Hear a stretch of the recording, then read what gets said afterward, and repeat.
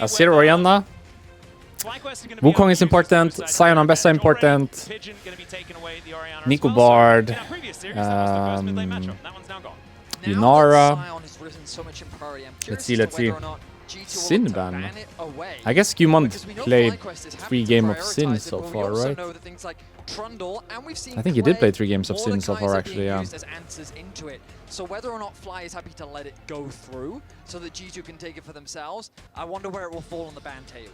Yeah, it definitely depends on pick order there for sure, as you're going over, especially if Trundle is up, but not even going to be a discussion point in this match because G2 red side opting to ban it. I think that is going to become a lot more prevalent. Red side opting to ban the Sion instead until we. I don't think you have to ban Ambessa if you're G2, but I wonder if FlyQuest might have to, because they could do it on 3 if FlyQuest do not pick Ambessa and ban for it. But if FlyQuest pick Ambessa, they just answer with Renekton, right? LeBlanc ban, respect ban for Caps. That's just a respect ban. You know, we were talking about leading up to this series was going to be some of the things that Caps can use to put pressure on Quad, because Quad is a very predictable champion pool, especially with Orianna and Azir are taken out. You know, he really does. Nara ban, so Wukong open. That should be first pick, no matter what.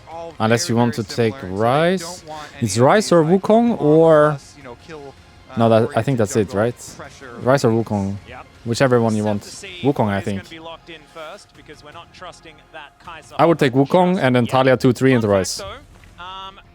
Not sure what you do about Ambessa though. But I'm pretty sure this should be Wukong. And it's Bussio's birthday today. I like that. Any extra odds in our favor? That's slightly above average. And now G2 should take Ryze. They don't have to take Ambessa because they will play Renekton into Ambessa on 3 or take Ambessa on 3. So it should be Ryze plus Jungler. Unless they prioritize an AD carry or support, but I don't think so.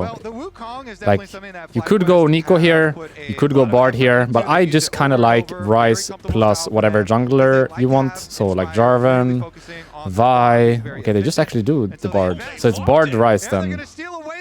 This is a good strategy against FlyQuest and Fearless. Should be Ryze, no? Maokai. Wow, they're taking a completely different approach. What do you do here as Fly?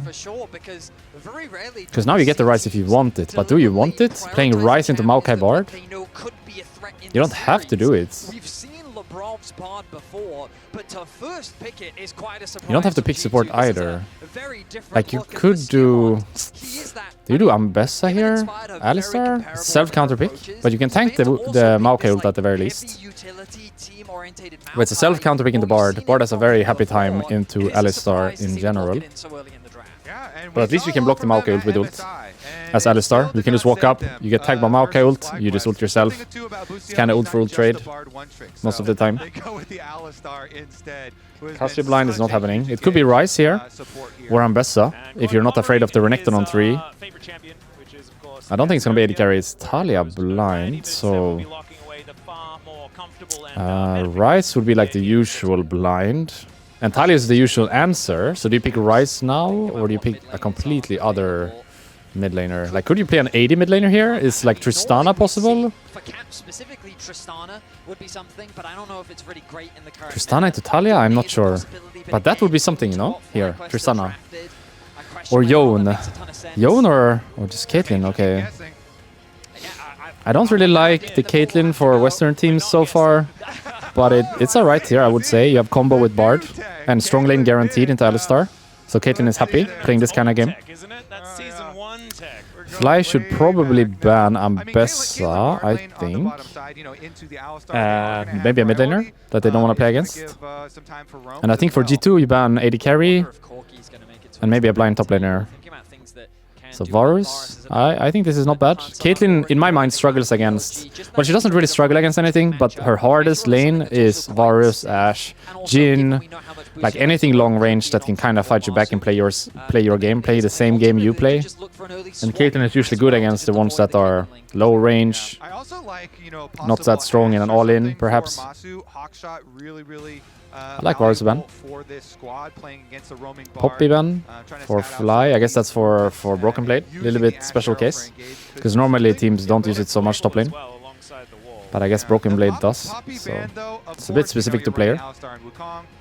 So that one's definitely pretty straightforward. About K'Sante blind top as well. Yeah, it could be like a K'Sante blind with his Poppy as well. See what direction Whippo will go on that top side as G2 seem to be focusing AD. You ban Tristana here? Rumble ban.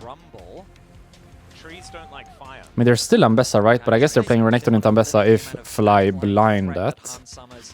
And if they don't blind Ambessa, you can get Ambessa on 5 here for Broken Blade.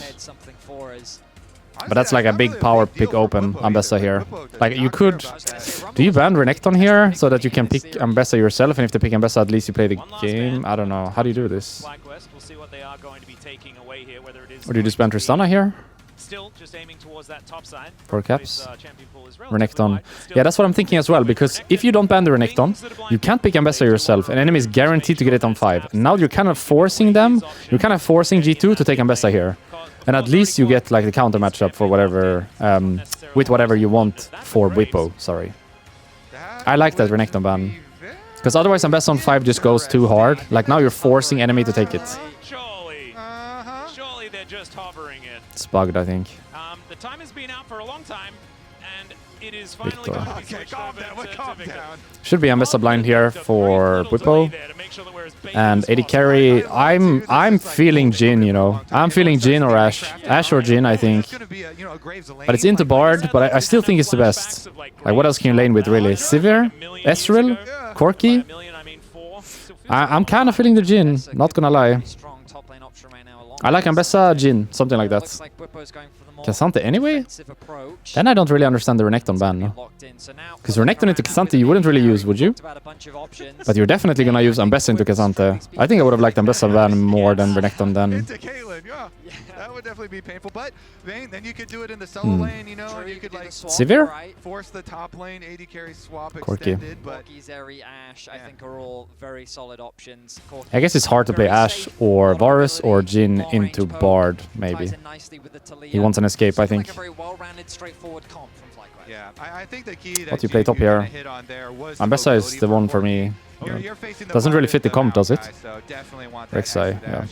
Final pick will be that Rek'Sai locked in instantly by Like if you think about the comp G2 are going for, it's very much like front to back, 2 strong carries, you have a tank jungle, you can fish with Bard ult and Maokai ult. You're not necessarily diving onto enemy backline, right?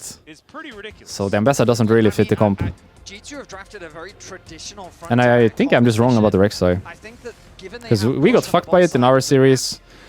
Now it looks better when people play it. I think I was just wrong. Maybe the champion not bad. Don't be surprised to see G2 set up a split map early on, go for an early invade, try to push Inspired out of its jungle, but I have to It's a hard bot Inspired matchup. will read this as well. And I think the biggest thing is Like mid is probably just farming, jungle is probably just farming, top is probably just farming, but it's a hard bot matchup for FlyQuest. Corki Alistar versus Caitlyn Bard. It's very hard for them. Could be, actually. This could be Corki laning top, if you think about it. Because Skumon, 24-6, known very much for his Maokai, 80% win rate. Inspired 16-4. It could be K'Sante Alistar versus Caitlyn Bard bot. I mean, that's not easy either, but at least you get your AD carry farm then into Rek'Sai. Yeah, maybe Corki top lane this game. K'Sante bot. That would be absurd. Yeah, I was gonna say, this is a comp that FlyQuest are very, very, very comfortable on. And I don't think that G2 threw out any surprises in game number 1. So I do have to feel confident from the FlyQuest side that the fact that they know their enemy quite well at this point too for G2. I guess the Bard is a little bit of a wrinkle, and we'll see how well Labrov can play you know, the Bard in this game versus Busio versus FlyQuest, and see if we can actually, you know, have that you know, improvement from Labrov, from Skumont here to make this different from MSI. All right, here we are, though, ladies Let's and gentlemen. go G2. Game number 1 of this EU versus What's the NA FlyQuest chant? battle. Let's go FlyQuest. Is it exactly the same? Feeling pretty good about this draft, but I think the Yeah, same Corki is laning thing top. going to be the case. It's K'Sante Alistar bot versus Caitlyn Bard. Actually, look at Caitlyn movement. It's gonna be AD carries laning top lane. Oh my god, look at the Caitlyn. Holy. We haven't seen that so much this tournament, have we? AD carry versus AD carry top lane. Top laner support bot lane for both teams. It's first time, right? AD carry versus AD carry? Oh my god. Hey, cameraman, top lane. This is gonna be so interesting, no? Hello. Has matched the swap on the top side of the map. So now that Caitlyn versus Corki It's a brawl. is gonna Hit the Q, hit the Q. happen. Hit the Q. Q from Brush. All right, and as we can see here, Q from Rush. Oh, he's outside. Gabi. It's like season 1, but it's just in the top lane instead of mid. Gabi, Yeah. Gabi. We've nailed it. Both of them up Dodged the here Q, did he? matching the AD carry swap. So Caitlyn with the long Can't tell if that auto attack Corki Q range, hit or not. Trying to use Brush there for the headshots. See about the push on bottom side though as well. So G2 getting the push on bottom side as well as the push on top side with their Caitlyn. Neither support can go top until 4 minutes, you know? It's cheat gank galore top lane if you can make it with either jungle. But I guess also both junglers are kind of weak early, so there's no like Pantheon level 3 with a red buff top lane, you know? It's a Wukong and Maokai, so honestly, might be not much happening and just everyone farming here. I guess Caitlyn winning Corki by the looks of it so far. And Rek'Sai Bard winning K'Sante Alistar so far. And the Bard cannot go top yet. He's just mid, but he cannot go top. Talia is not respecting at all. She's gonna get chunked here. That's the Q. I accidentally said Busio is starting to move. That's how I'm so much used to seeing his Rek'Sai is caught here, no? Do you have tunnel? Look at him go! As we get the flash away here, as Broken Blade getting himself out of there. He is not. It's not his turret that's there in this 2v1, and so does Bard is have back to use bot the lane. flash to avoid being headbutted to death. So Busio moved less distance than Labrov, but it was more effective because he got a flash. Very true. I'd love to see top lane more. Corki already based. The pings have come down onto Busio as he looks for a bit of a roam. So I guess Corki was hard losing top lane and had to take a bad base. Around this mid It's one wave down already in CS, and I think Caitlyn is just keeping it in the middle. So there's not much for him to catch. With the early back on the Corki, I think Hans is actually smashing him top lane, or? I'd love to see top wave more. And Hansama, the Cameraman, show me top lane. Because he's up 8 CS, 9 CS now, and I think the wave is just in the middle. Look, he's completely fucked, the Corki. It's a freeze. This wave is pushing Wait, away from 11 CS up and he has a frozen lane. He's owning him top lane. went back to get a purchase. It's just a tier. That's not combat power. It wasn't even pushing, it was freezing. Wow. He's so ahead top lane. I would love to see top lane. Cameraman. Bitteschön. Bard is going top as well now. It's 4 minutes plus, so he can go. Camera top lane. Look at top lane. It's frozen and he's up 11 CS. And he has no backup as well. He's alone. He has a Valkyrie out. Wait, Corki is in such a bad spot. Alistar needs to run top ASAP. So just a small jungle thing is that Inspired did a full clear, got the Scuttle Crab on the top side, went back to base and is now picking up his Krugs. However, for Skewmond, he started on his Wolves. He doesn't have the same wave clear speed as the Wukong does, but what he does do is once he grabs the bot crab, he immediately goes back to the respawned wolves already. So he's actually on pace in terms of jungle clear, he just hasn't had an opportunity. Corki has a base on Caitlyn, but look at the lead. It's 36 to 17. The Corki is in such a bad spot this game. So just this would have been a great game to see like the entire laning phase, Caitlyn versus Corki, because something must have gone terribly wrong top or for Corki to have to base and Caitlyn to have a freeze. Something must have gone terribly wrong for the Corki to be in that situation. He will most likely be able to catch this wave top though, so he's going to recover a bit on this big wave top lane since Caitlyn is basing anyway. But I would have loved to see this lane from like level 1 to level 3, how it played out, just to learn. Yeah, he's going to be able to catch all this, all good, all good. Wait, no flash? I don't think he had to flash. But at least he's locked in. 20 CS lead, and they don't even push out top all the way. Wow, Corki's basing again with like 300 gold. He has what, a longsword and a potion? Nope, longsword potion. Caitlyn is so ahead, by the way. Pickaxe plus longsword. 1175. He didn't quite have BF gold. He was a little bit off BF gold, sadly. Wait, doesn't he not have it? Pickaxe, longsword, pink? Isn't that same gold as BF? Pickaxe 875, longsword 350, pink 75. They say, Atlas, your network is your net That's worth. exactly BF gold, no? 875, 350, 75 is 1300, or? Because that allows you to 1175, 1225, plus 75. Yeah, it's exactly BF gold. But I guess you're not buying BF, actually. You're going collector. Ah, I see, I see. So you actually had BF gold, but you're just not buying it. You're buying Oh, right, it's collect the first item. I'm trolling. Not that big yet. Just feels like BF sword first base on Caitlyn is like a must, you know, but your item doesn't actually have a BF sword in it, so it makes sense. Going inside of the All dragon tunnels pit. aren't born equal. Is that sort of how it works? Yeah, quite. I wonder if Fly need to do something about his lane assignment, because this bot lane is not playable. Well, it's top lane, I guess, but you get what I mean. This 2v2, wherever it is, doesn't look very nice. So I wonder if they just need to swap the K'Sante into this, because this doesn't look very nice. When it happened, I was like, I don't know whether this ends well for them, but there weren't too many other options. As Captain Quad just still hitting red dots. That's a really nice preset. Like low-key, K'Sante need to TP to Corki's lane, knowing Corki needs to base and take over K'Sante's lane, because I think they're just falling too far behind, are they not? It's 30 CS lead now. I guess he's catching all of this since Caitlyn has no mana. But how long can they really play like this? He's falling so behind.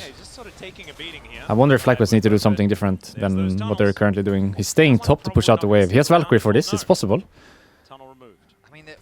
I think the Corki needs to do Valkyrie on this wave fast. And base. Otherwise Caitlyn comes back with a base on him. And he doesn't have time to base anymore. He needs to burn that wave top and base instantly. But he's not. Is he? Fighting mid. But there's not very many people here to follow up outside of just Quad himself. So there's a planned bot side for Caps. They started up the grubs, but Caitlyn has a base on Corki, so this could be good for G2. Might just be like 1 and out for FlyQuest here, because Corki hasn't based yet. They have small mana advantage here. They might be able to get 2 actually. This is really nice for FlyQuest. I don't think they're gonna get 3, but 2 at least. They still have Smite actually, might be 3. G2 very late on the play. FlyQuest is dropping top wave to get 3 grubs, but G2 were so slow on the play that that's worth it. That's worth it. Corki dropped a wave top, but he got 3 grubs for it. I think G2 had to enter earlier, no? Just a really nice awareness from Inspired, recognizing, oh, hang on, my mid laner has a health advantage. He's just chunked out enemy. And if they couldn't enter, they shouldn't have been there at all.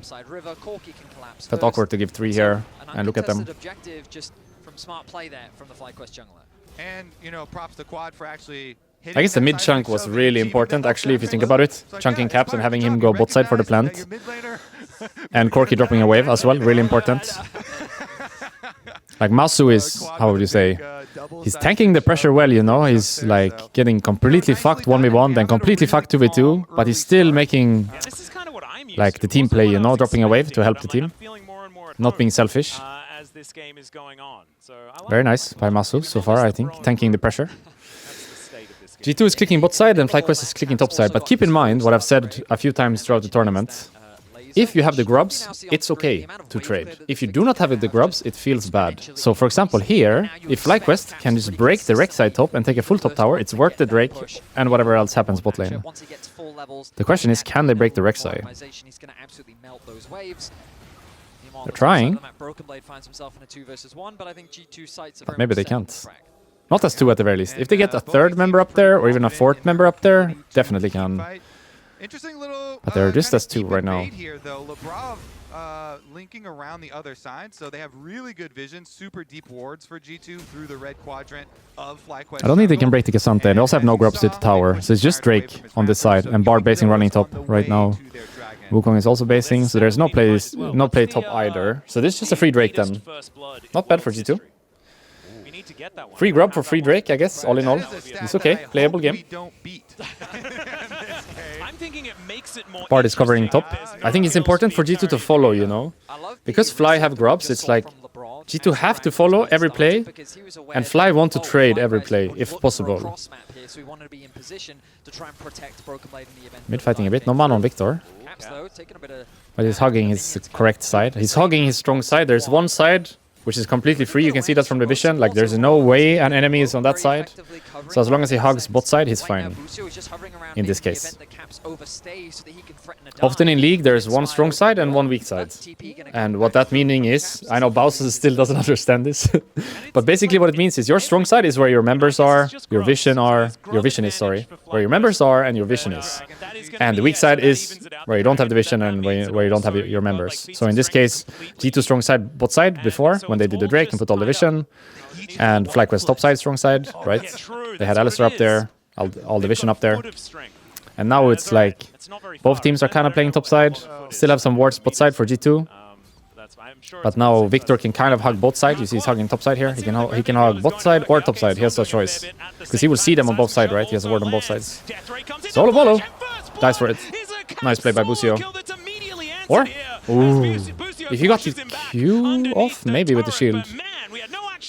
Talia had no flash here. Yeah, I mean, Quad just kind of stands in there. He wants to commit to the play because Busio is coming. I mean, nice play by Caps.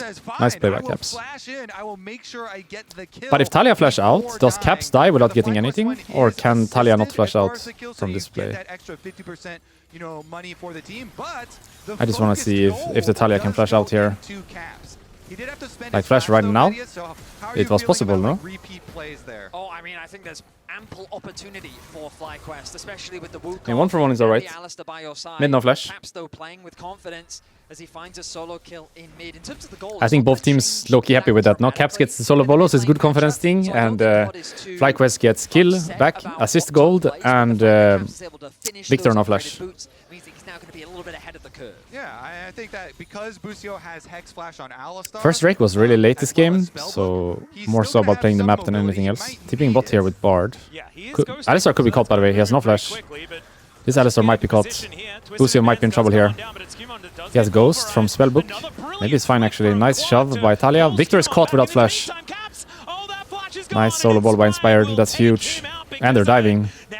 Looking for that angle once again, and they have corralled them underneath this turret. That's why I think the previous play was not bad for FlyQuest, because Victor flashed during the play, so next turn can be good, you know? Like this, I mean, this play by Wukong is really smurf. Like, there's a fight bot side, of course Victor will push and move, and Wukong camps him halfway through, like Inspired thinks one step further, and camps the Victor on the rotation.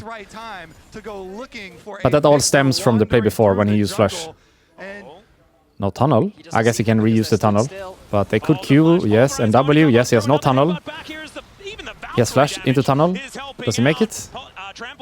No mana on Corki. They can't kill him. They can't kill him. Can't kill him. Nope. Nice survive by Broken Blade. Played it well. Corki no flash. I guess flash for flash, but all in all, you would say that's winning play for Broken Blade, right? Has flash, but didn't trap. Missed the Q on Caitlyn. Flash forward. Has flash still. But Caitlyn ult will kill him, so he can't flash. I think if he timed the Caitlyn Q better, he wouldn't have to flash, but since he mistimed that, he kind of had to flash the shove. I think it was correctly played by Hans after missing Q. And also correctly played by Quad not to flash, right? Because Caitlyn ult would kill him. So it makes sense to not flash there. I think the previous play, when he died to Victor, he should flash, but this one he shouldn't, because he dies. He has to flash the Bard ult to survive here. Once he gets Bard ulted and trapped, he's dead no matter what. So he has to flash the Bard ult to survive this one. He just took his death, and it was good, you know, because Caps flashed and Quad didn't. But that one, well, no flash Victor again. Well, still, I guess, from before. Nice play. And he lives. Yeah, Caps is paying the price for flashing before. 3 deaths, 3 times die for the flash solo bolo. That's crazy, you know? You solo bolo enemy, but because you use flash, you have to die 3 times. That is crazy. Punished for winning. And the point I was about to make there, you know, about Quad, he should have flashed the Bard ulti. Like, Caitlyn is there, and Caitlyn's going to be able to follow up with the trap. So since the first strike was so late, it's all about the map plays, you know? It's not necessarily like playing for objective in this kind of game. It's more so like having the right lane assignments, the right people into the right... Like, the right people in the right lane. So, do you want K'Sante into Rek'Sai or do you want K'Sante into Victor? And vice versa. And whoever has mid-prio into one side vision. It's not necessarily just click Drake on respawn. Because second Drake at 15 minutes, you can give, you know? You can give. No problem. Trade for Herald, trade for a side tier 1. Like right now you see Maokai on Drake, but they could definitely just hit top tier 1 here if they want and give this. Doesn't matter at all. It does seem weird that you have Alistar up here and Wukong down there. Because most likely this ends with nothing happening now, and G2 getting a free Drake once again. K'Sante. So kind of second time, I'm feeling like FlyQuest could do more on the cross map. Because they gave the first Drake as well and didn't really get anything. And now they gave the second Drake and didn't really get anything. I'm wondering if there's like a better cross map they can do in both of these plays. He's pretty scary as well. Absolutely. Has no flash, by the way, this Corki. Nice movement. And Redemption to cover. Does get the heal. Almost walks out a little bit early, but isn't going to. Herald is going to be started by FlyQuest and most likely given by G2. Because it is on a Caitlyn recall timer. Hans, I would say quite even game state. Slightly winning maybe for FlyQuest. Good value there for him. But Victor has flash again. And they have 2 Drakes. I don't think it's necessarily too bad for G2. Can win this game. And so FlyQuest here, if they can use this Rift Herald, Need to cover top though. Need to cover top. Victor in trouble maybe. Really does set them up for a lot of wait a seconds. Could they do it early? I don't think he knows the Wukong. Alistar as well, so Caps has to be a little bit careful. FlyQuest have been targeting him. Now they know, I think. Now they know. Now they know the Wukong. They see him now. Using as much information as he can. I think Busio is unseen for the moment, but does just walk out of that brush. So now Quad I think top up on that gravity bits. field, but his Caps just up here. Does get the flick back. Very nicely done. 50% of his health bar goes missing. Quad able to really handle the pressure here on this top side, and he needs to because this is very, very close to first TerraBlood going down in favor of G2. I wonder if he will save the Herald until Atakan spawn. Because he just kind of did it right, so he should have enough time to save it for Atakan if he wants. Yeah, perma prio mid with Caitlyn and perma hover after every wave. This could be a dive, by the way. Yeah, it's a dive. Tower is 1, but I don't think they can clean it because the minions are out, so it's very tanky now. Yeah, they have to leave. They have to leave. If they could somehow take the tower there, they could play it. But it's hard for FlyQuest here because Caitlyn has prio every mid wave, so after she's done with the wave, she just hovers, and then it's 3v4. And then she goes back for mid wave, and then she makes it 3v4 again. They need to break this somehow. You can see Corki just leaving mid completely now and Talia opening mid instead. They're trying to break the cycle. But Caitlyn is going to push and move again. Do they have TP on Talia? They don't. So they need to back off right now. Run, run, run. Playing the weak side very well here. Or not necessarily weak side because they're on this side as well. But they're playing the man disadvantage very well. I should say that, yeah. FlyQuest are playing the man disadvantage very well here. 3v4 2 times. And both times they do not die and they even get a tower with Herald. That was very nicely played actually if you think about it. 3v4 for a very long time but still managed to not lose their tower, not die and take enemy tower. Nice sequence by FlyQuest. Tension still feels very high because we're yet to see that first fight and how things will really play out in the 5v5. Both teams Atakan 1 minute. Bot side. Atakan alive in 1 minute and 5. Along with the Dragon in 2 minutes time, you expect these to be the next. Most likely K'Sante at some point will base go top, Talia base go bot, and then everyone bot side. For an ultimate on Quad pretty early ahead of time if you can get that flash out from the Talia, or if you can even just make a play on him straight up. You know, the Bard has a lot of options at trying to make some plays preemptively before the Dragon. It's 1 minute and 40 seconds here on the clock for that one. Yeah, there's 35 seconds on the Atakan as well. Who's going to be spawning towards that bottom side of the map. So does mean that that Dragon's even more dangerous because you can just follow it up immediately if you are able to win a fight prior to or after that Dragon being taken. So it could be a battlefield here in this game because there hasn't been much of a battlefield so far. There's 5 kills all up, but it's a lot of posturing as Labrov able to walk have to flash it with Caitlyn. And he doesn't have to flash with Talia. So that was a really nice play by Quad. Just gets Caitlyn flash for nothing, really.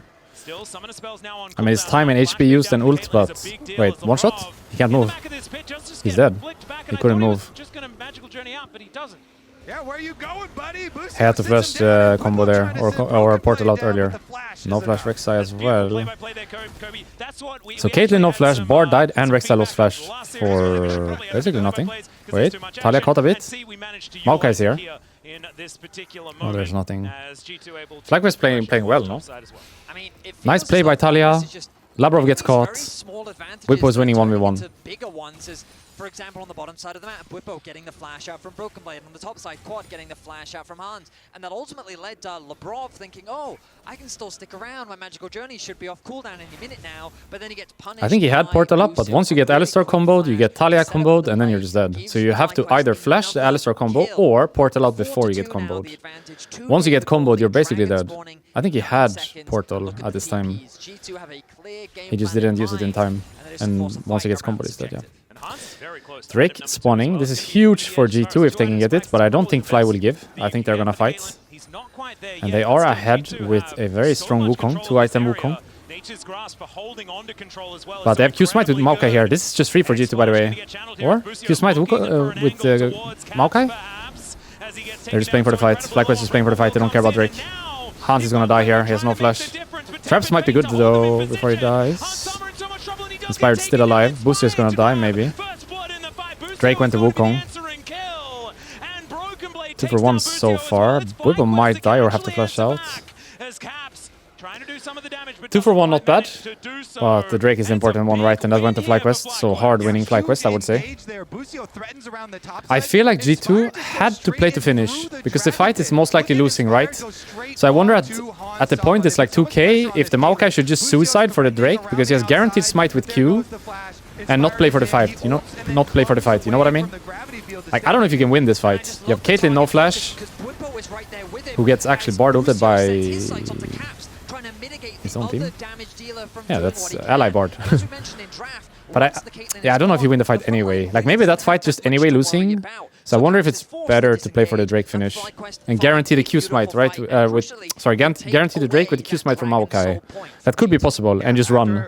Maokai die and just run. Maybe something like this. Q come up and he just Q smited the dragon right in front of Skewmon to yoink that objective. Now Atakan is next. I think very winning situation for FlyQuest right now. They're so much stronger now in a fight with this Wukong. They have upgraded Mercs, 2 items Wukong.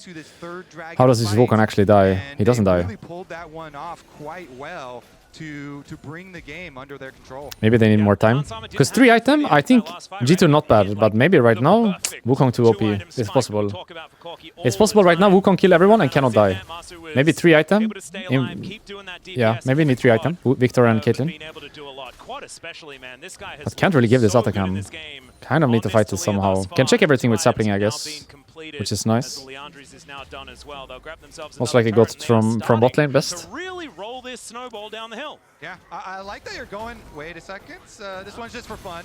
Bit of an exciting one here, so we do get a bit Small of chunk on Maokai, but it got same for Alistar and Corgi. Redemption. I like Nice that item. you're, really complimenting Quad there though, because he's been so aggressive with all these seismic shoves. Mid tower falls here. It's just a matter of time before they force Atakan. I think you have to try as G2, but it's gonna be hard. It's gonna be hard. They're gonna start it right now. For G2, they have no longer any Have to fight, I think, but this one is not easy. Let's see it. How do you do this? From bot, I think. They're going from mid. Whippo's caught a bit, by the way. Or? He's a bit caught, no? Hey, hey, hey! Oh, I got the ult. Nicely played by Whippo. Rek'Sai is caught now. Bard ult bad. Maokai ult bad. Do you take over this? You have Q smite with Maokai. Next Q is Q smite, no? Hey, play to finish with Maokai Q smite. Flashing in with Alistar. Finish Atakan. Q smite, Q smite, Q smite. I don't know who got it. Wukong got it. Cap's in trouble. Cap's dead. Everybody run. There's nothing to fight for. Run, run, run, run, run. Aye, aye, aye. How did we not get the Atakan? Is Wukong Q smite stronger than Maokai Q smite? Nicely played by Whippo, honestly. He zoned them so much, and then he still got out with the ult on Rek'Sai. I felt like maybe if Rek'Sai doesn't give the ult like that, is it possible to kill the K'Sante? You can even ult him with Bard, right? Because he uses the W early. Look at K'Sante, he's gonna use W now. Low-key feel like Bard ulting that guy and trapping that guy, not bad, no? Like right now. Ult him, ult him, ult him, ult him, ult him, ult him, ult him. And then Caitlyn trap. Not bad, no? Both the Maokai ult and the Bard ult didn't really hit anyone. And here I feel like you can play to finish, or? Maokai Q smite is stronger than Wukong Q smite, isn't it? He just didn't smite. He just didn't smite. He Q'd, but he didn't smite. Gabi, Gabi, and Victor dies, or Caps dies here. That's so sad. No Atakan, no fight. So sad. No Flash Victor as well, that's huge for FlyQuest. Little bit caught here, but have Flash. Yeah. I mean, this is the Rek'Sai situation, right? Drake in 50. Labrov caught as well. Most likely in this game state, G2 just has to give the Drake and play the Baron dance. I think they're way too weak right now. Need 3 item on carries. So I think you give Drake and you just play the Baron dance and keep it warded for as long as you can and try to steal when enemy go for it. I think FlyQuest will just do Drake and they're gonna force Nash and you just have to play from this as G2. I don't think you can fight. Like straight up in a fight, I think you just lose. So you need to slow down the game and just stall the Baron as much as possible, Baron dance as much as possible, and wait for 3 item. I think Victor and Caitlyn 3 item can win though. But right now, not sure. Don't really have damage. Like the K'Sante cannot die, the Wukong cannot die. But it feels like they've Need taken more a much time, more passive for sure. approach, and while their laners have been doing pretty well, FlyQuest have just found way more punishes. They punished Caps a lot in a side lane. They got Hans Summer's flash out from him ahead of a major fight. And just the timings and punishes from FlyQuest have been fantastic. And the desk was talking about it, right? It was the fact that Inspired has been a little bit quiet this Worlds. Well, I'm looking at this game, I'm feeling like Inspired's been pretty loud. 3-0-2 currently on the Wukong, as Bwipo just constantly keeping G2 at bay. Standing in front, he's a bouncer this game, and that is going to mean that we've evened out the Drakes between the two squads. A quad stack Chemtech Soul would be a lot of healing and shielding power. It certainly would. Busio is ghosting again. Oh dear. To X-Flash? over. Do they actually No, it's too make deep, a it's too catch deep. here, No, though? it's too deep. He's not gonna go for it. Yeah. It's a dangerous one. Too deep. Not going to be getting over the wall. They just clear out vision. And it's all going to be Baron fine. dance FlyQuest have time, not been everybody. giving up Everybody space. They've dance been around the playing Baron. slowly, Everybody but dance they've around the been just Baron. constantly Vision encroaching dance, Vision dance. on G2. It's Smite steal, like creep maybe. spread or something like that, to use a StarCraft reference.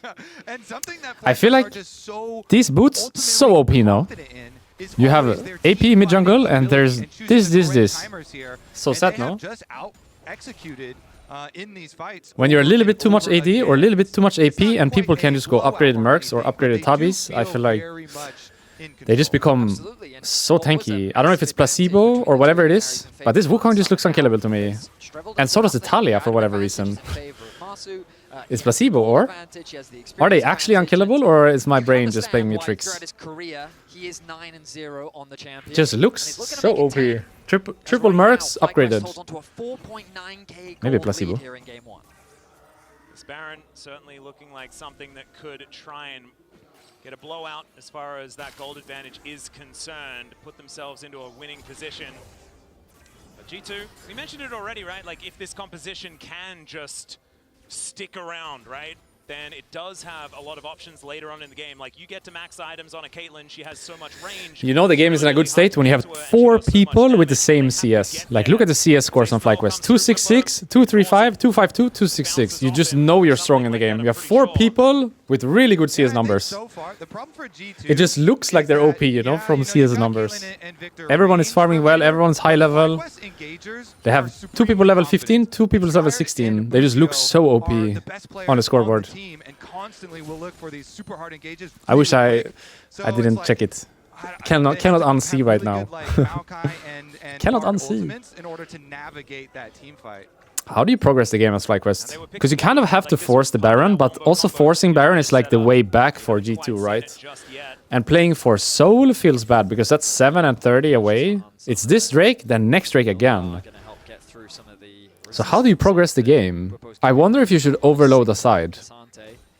Because everyone's gonna Baron dance, right? That's very, very natural reaction to this point of the game. But for example, if Talia and K'Sante went bot together, they could try to kill the Rek'Sai, right? And if enemy come to you, you just do Baron. And if enemy do not come to you, you kill the Rek'Sai. Is this possible? An overload play on bot lane with double solo lane? Or is this K'Sante trolling? Wait.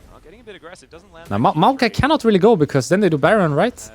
Actually, there's a bot fight coming. There's a bot fight brewing right now. Everyone's looking at bot. Everyone has their camera bot, and everyone is like, I want to fight, but I don't know if I can because there's Baron. This is just, it's just grass. Let's hook those numbers up. Yeah. And look, they did get a bunch of stacks. So But I wonder if you can send both solo laners with TP up. Even support, right? If support can take TP. Like, let's say Alistar, Talia, K'Sante went bot, and you have Spellbook TP on Alistar.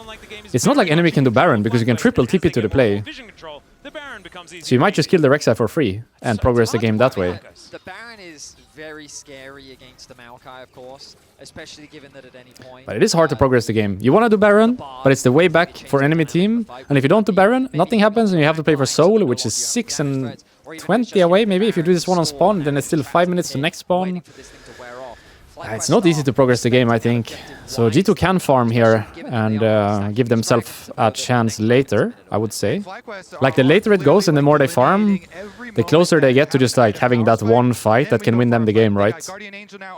For example, if they want to fight at this time, if they want to fight around this time of the game, unlikely they just win a fight and end the game. But in like, let's say 10 minutes time, okay, maybe not 10, let's say in 5 minutes, for the soul, right? If they win a fight at that point, they probably just end. So the longer the game goes, the higher chance of them just having to win one fight instead of multiple fights. Like, we're closing in on game time for 4 items plus 1 fight equals win. So G2 can give this Drake and just keep Baron dancing and then try to play the soul, win 1 fight, win game. I don't know if fighting right now is good. Doesn't feel great, I think. 3 item though, Viktor and Caitlyn. Do we flip a fight here? Is winnable? 1 fight right now? Not sure. Maybe. They don't look weak, no? Can win this fight, maybe. Kazante hinting a bit. Where's the flank? There's the flank. Ooh. He's gonna go in. There's a trapdoor in the brush. Wait, looks good for G2, no? The Alistar got chunked, used ult and redemption. And headshot on quad there. Looks good for G2. Redemption? Yeah, nice. Nicely played. I guess they are strong enough now, so they don't actually have to wait more. Nicely played. It was hard to send it there for the Wukong. There's a trap in the brush as well, so even if he goes, he's probably eating onto the trap and he cannot play it anyway. That's huge, by the way. Now they have the soul point and they can just keep Baron dancing and even give the next Drake if they want. This is huge. This was really nice for the game. Now all the stress is gone. Now they're turbo chilling. Now we can farm a whole item more. We can wait death cap now if we want on Viktor. Okay, they're just forcing. They're tired of this. They're just forcing now. Gotta get here. Everybody click here. They're gonna drop it, I think. Yeah, they're dropping it. Run. So Inspired going to back away. They're not going to go for any 50-50s. It's Broken Blade in an uncomfortable position, but the seismic shove isn't going to find the mark. Maokai ult. Alistar ult. Actually has ult. Oh, he blocked with the clone. Nicely done by Inspired. Blocks with W. One of the benefits of being Wukong into the Maokai, of course. Such a big ultimate used when Baron is being... I mean, Maokai ult is a very low cooldown, no? At this point. Doesn't really matter to fish with it. I think same with Bard ult. You should just fish because it's like a minute cooldown, so it's fine to use. You can have it up again. Earlier in the game, you have to be more careful when you use your cooldowns, but I think at this point, you can just throw out Bard ult whenever, really. If it sticks, nice. If it doesn't stick, so be it. It's 1 minute cooldown. They're gonna start it again. They're just forcing now. Bit caught here with Kazante. Tali ult is good. This could be good for a fly. Has to flash the shove. No flash Viktor.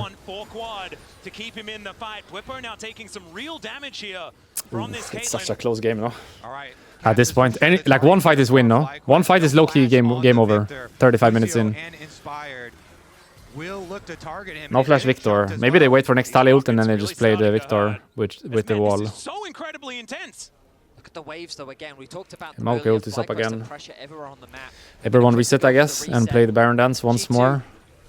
But imagine how stressful this would feel if Fly got the last Drake. Now all of a sudden G2 are chilling. That last Drake was huge. Now they're chilling. No stress at all. Now it's FlyQuest being stressed, actually. You can see that kind of with their Baron starts. They're a little bit stressed now. I think Viktor having no flash is the big one. If they can make a play on the Viktor right now, he has no Sonya, no flash, he has no Merc Treads, no nothing.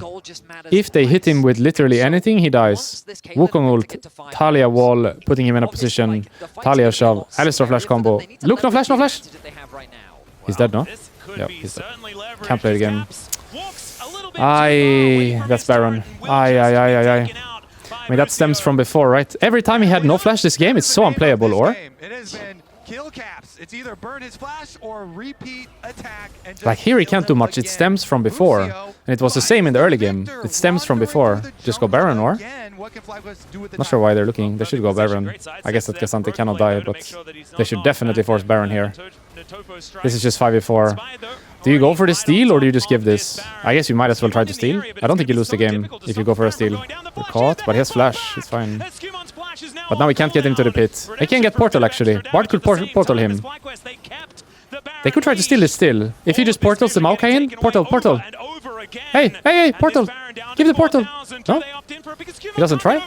No, he can get over the wall. He has Bard portal. Oh. And Caitlyn lost flash now. Wait, that's worth to go for, or? Bard portal into Maokai try to steal. Even if you die, it's worth it, or? It's not like you're gonna lose the game if you die. I think you should have tried that. Caitlyn losing flash is huge though. Like, I understand the Maokai has to flash because that's traded for the Alistar. But Caitlyn having to flash is so bad for the game. Because you're gonna have to fight at some point here, no? They can do Drake and then just push everything. Have to fight at some point here and you have no flash Caitlyn now. I wonder if you should go for that steal. Just try with Bard portal. He was spotted thanks to the Rek'Sai, and it looked like he was the one that was going to get caught, but he was so quick with it. He didn't hesitate. He just flashes in, targets Skewmon. Yeah, they're going to push every lane now. At least 2 lanes. And they can do Drake as well on the way out or even right now if they want. 30 seconds until the dragon spawns. Full survival mode here. I guess we have the traps and Victor wave clear. Yeah, maybe they can hold actually, low-key. Their champion's very good in this situation. Like G2 champions, very good for this kind of situation. You have traps, you have Victor E, Victor W. You have Maokai ult. Can low-key hold, no? Maybe not this tower, but next tower for sure. Uh-oh, Caitlyn dead, no flash. Game ends here. Can't be here if we're only 4. That's game, I think. Yeah, game is over here. I mean, that's from before again. Caitlyn no flash, so hard to play. But I don't think they should be there if they're not 5. Because if they're 5, at least there might be a fighting chance in that fight. They might have a chance in that fight, but if they're 4, there's no chance in that fight. It's just a free kill. Nice game. Can't do anything. One already down, the second one to follow. They can't. Right in their face. The Arcane Storm not doing too much of anything. Gabi. And the Nexus will now go down, trading places here. Gabi. Here's Marsu and Broken Blade, but down goes the Nexus.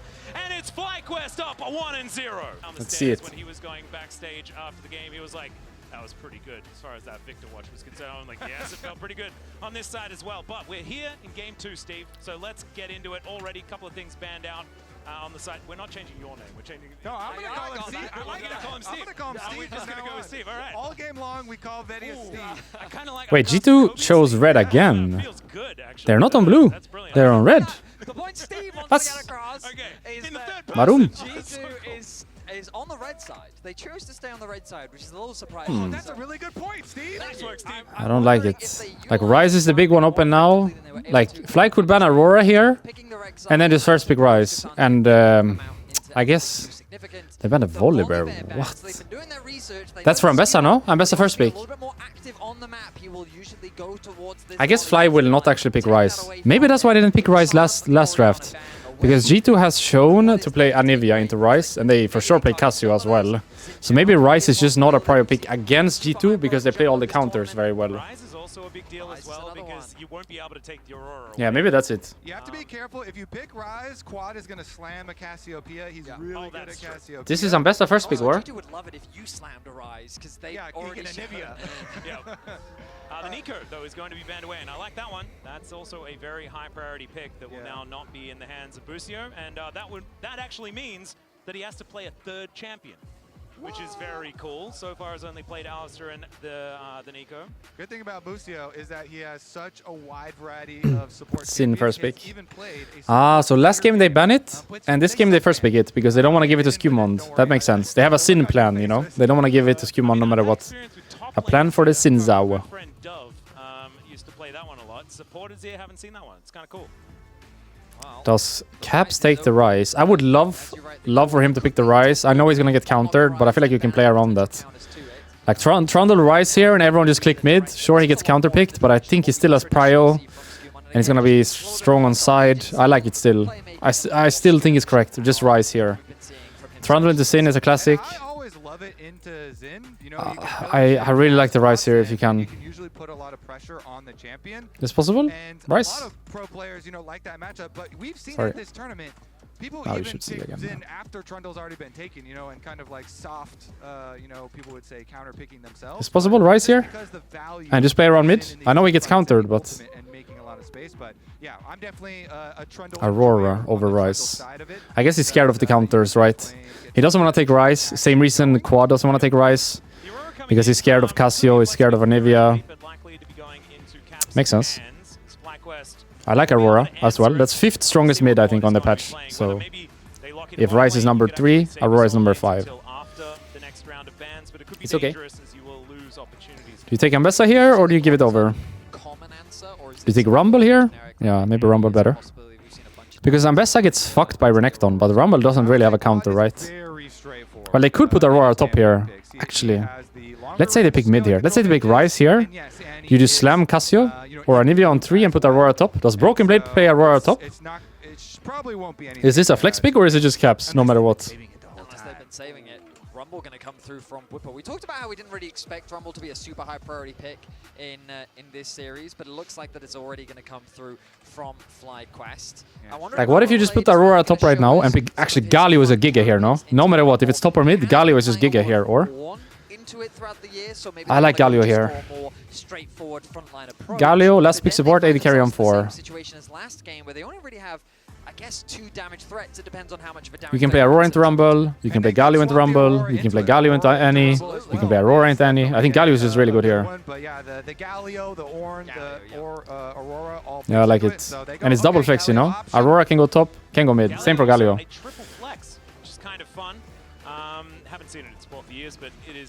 Which AD carries are the best? Since both teams have double AP, I don't actually like Kai'Sa that much, because I think Kai'Sa functions at her best when she can build AP, which she cannot do here for either team, actually. So maybe Kai'Sa Prio go down a little bit. More looking at...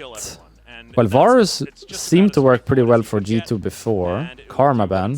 Karma ban tells me Nico normally, but Nico is banned. So I'm not sure what that's for. Actually, yeah, in a game where it's gonna be a I'm not sure what the Karma ban is for. Normally that's for like Lulu, Nico, Bard maybe, but none of them are really available. Because I guess they're less worried about Ezreal in isolation, but the pairing alongside. Exactly. Yeah, exactly. I wonder if they'll continue to pinch that support pool. I mean, what this series has shown me is that G2 clearly respect Busio a ton. Given that they prioritize the Bard in game 1, we're seeing both the Nico and the Karma now banned this time round.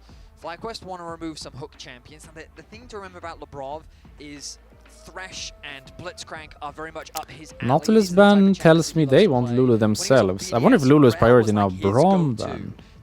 What are they looking for? Like 16 Rel? games in a row or something. No, Alistar. So there's always Poppy is open. Poppy? To the wayside a little bit more. With the Braum ban, it definitely suggests that G2 is looking a little bit more engaged on the bot side with the Rift. Yeah, those ones looking a lot better now. Karma and Braum both banned. They're definitely thinking about that. All right, see what the final ban is going to be here from FlyQuest.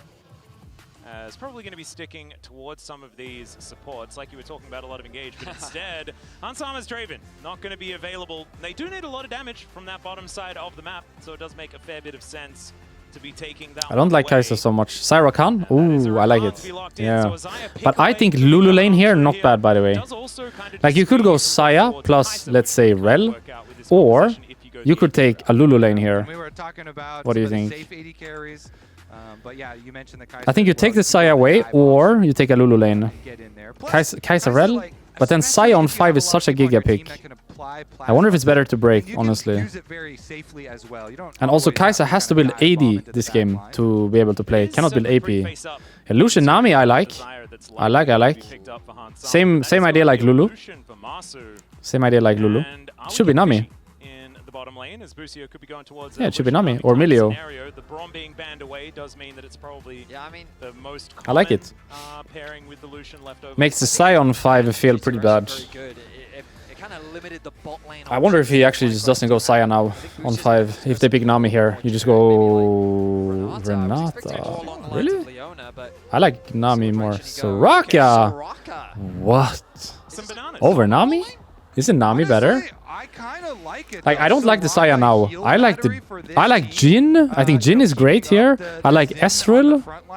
Maybe Ezreal to weak lane. I like Jhin here actually. I always say that. But Xayah here is a bait, or? It's a bait, no? I kind of like it for the Okay, he goes for it anyway. Well, the Xayah is the most obvious thing ever, so that is just going to be locked in here to I just wonder how happy of a game you have into Rumble, Annie, Lucian, Soraka as Xayah. You're usually good at people running I'm pretty open-minded close to because you, like Soraka running also at you, can poke but they pretty don't really do effectively. that here. Everyone's always focused on the heals, but the lane can have some decent amount of poke, so maybe Soraka they can over also Nami, get a lot wow. of poke damage on Xayah lane. That's weird. Which is something that Xayah usually struggles with sometimes. And I'm also friends with LS. I mean, if you think about the composition, G2 looks better. But this lane bot, I am not sure how you do it. Maybe a swap game again? Maybe Xayah has to run top into Rumble? Is this possible? Xayah into Rumble top lane? Maybe have to. And Galio bot lane. I'm not sure if you can lane bots that well. It's definitely a Soraka ring. Lucio, For me, when I think Soraka. about Damn. Soraka, I don't know if you can do that on a champion like Soraka. Or you can roam really fast when your teammates are low health. Also true. And you can just be the super speed ambulance. Also, I've got a theoretical combo for you. Okay. If you get the Annie flash big stun and layer the silence under it really easily, then it just further extends this really big engage. I was thinking as well that it could work quite effectively into a Galio when you know that he's going to be coming down in a certain Has attack speed on Soraka. He's gonna Link Kingdom this, by the way.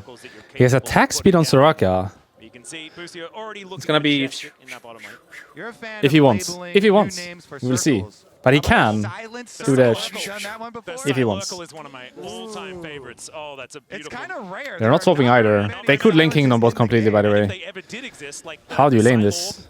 which is Malzahar's one that's now gone. This will be really interesting to see. Sigil Bot of lane. Silence Please, that camera then bot lane. became Malice from LeBlanc, also Hey, yo, another one cameraman. that is Please, bot taken lane. I away. beg you. And, I really want to see Trigger bot lane. has owned. Already, already. Nice, nice, nice. I feel like it. I was about to make a We'll joke. we'll where stick I How was do we do gonna- this? I was gonna get Kobe to How tell do we do me I this? was gonna silence him. As G2. How does G2 lane? Pretty good. Silo Let's see the first Q. Oh no! Hit. Don't do that. We'll have to silence. Auto? I think. Here's the poke I was talking about. Though. Auto? So we'll see how Auto? effective this is. 'Cause, Do the Han's auto, auto, already auto. chugging a And a potion Q. here as Busio landed the first Miss. Q. Hit, actually. And the Hit, hit, hit. And when Auto? there's a balanced Damn. okay, Ah, I'm telling you, And they swept both wards as well. They swept Rakan ward before, and they now they swept Sire. And he dodged the Q. working pretty effectively. And auto. Maybe the best And thing auto outside of against brush, and then go back in. healing is to Nicely keep played. the Auto, heal. Q. Oh my god, he's playing it so There you good. go, counted. Auto. Oh my god, it's smurfing, no? Outside brush, auto, back in. Outside brush, auto, back in. Every Q hit so far. And he cleaned 2 wards as well. Now been cleared out. Silence? And Silence? notice as well, Inspired pathing towards the bot side of the map. I wasn't Wow. expecting the threat of a dive. Nice on the Soraka so far. but now I'm a little bit more inclined by the idea. Nice little stun to come through here from Quad as just preparing himself, or trying to prepare himself for having Missed a that. Soraka move up towards his lane. What spell does he have level 2? Did he silence? 5 CS. I'm liking it. You know, the poke damage from lane versus a Xayah, typical weakness for the It should have champ. silence, no? Q and E, I Okay, think. jungles though. So jungles are both clearing down here. As we He's also are using the really skin I focused use. on this Hey, yo, champion. Buzio. You're making and me a little bit of a they fan, you should know? both have Little bit pretty fan good now. info on each other as well, so you can just surmise the time. I actually watch his will be streams fairly sometimes. similar, He and there's often already the streams when I, pre-existing Pixel Brush like War late, report I guess, quest, his so time, early they morning for should me. relent. Silence on Xayah, nice silence. Nice silence. So the knockup comes through. And hits the Q as well. That means Hans Sama can't respond with the Nicely Q. done, no So heal The Rakan. ability to Q into auto into root was effectively mitigated just by dropping a silence. Well played there by Busio. Nicely done. Taunt comes through here as well towards his top side as the Galio doing what it's supposed to, winning out in this W lane. level As 3. Inspired Move down towards his bottom side to try and help Now if he hits out. Q, he can heal the Lucian. Knows And exactly Xayah what's really going needs on, to but the Battle base of the soon. Crab is There gonna might be a come on fight through. here. But Soraka is really strong in this moment. Because they don't really have damage, you know, through the heal. Yeah, Soraka will just win this. Shouldn't have healed, but I understand. And they're not going to be able to quite find first. He shouldn't have used heal, but I understand why he did. They get the crab. Yeah. That's the most important thing. And Inspired jumps in on the fight because he knows Skewmon is queuing. Like at this point of the game, Soraka is so OP because no one ever gets one shot, right? You always, Qmon. pretty much always survive the first rotation of spell, no matter what. Yeah. Qmon's got the So Soraka heal is really OP at this point. Later in the game, you might get one shot through it, but at this point of the game, you always survive. Like even if Trundle and Rakan hit every spell, for sure you don't die with Sin, and then you can just heal him up. Was put in the perfect position to make sure No that flash flash top. was needed. The wave now in an awkward spot, but I don't think it's going to matter too much because Broken Blade's passive likely going to push that wave back underneath. I guess they just base bot and drop The bot CS. lane, though, going so well for Marsu and Busio. This cannon wave, they will actually get most of this, because this will take a while to push. Hansama was really bullying Masu out on the Corki. Not that Now with bad, the Soraka, I would they say, have for the Cyber Camp. almost Not the that same bad. They haven't lost a plate either. Shove this underneath the tower so that they can go back to bases. I guess when Soraka moved for a crab, it was good I feel like for Han's them. going to come out with a little bit more damage than that. Like, Hans will farm most of this. There's no plate. They're not in a bad spot, I would say. Big buy here. Is worth saying too, you know, maybe this flash down on Bwipo could result in a return play. This plate will even fall to minion here.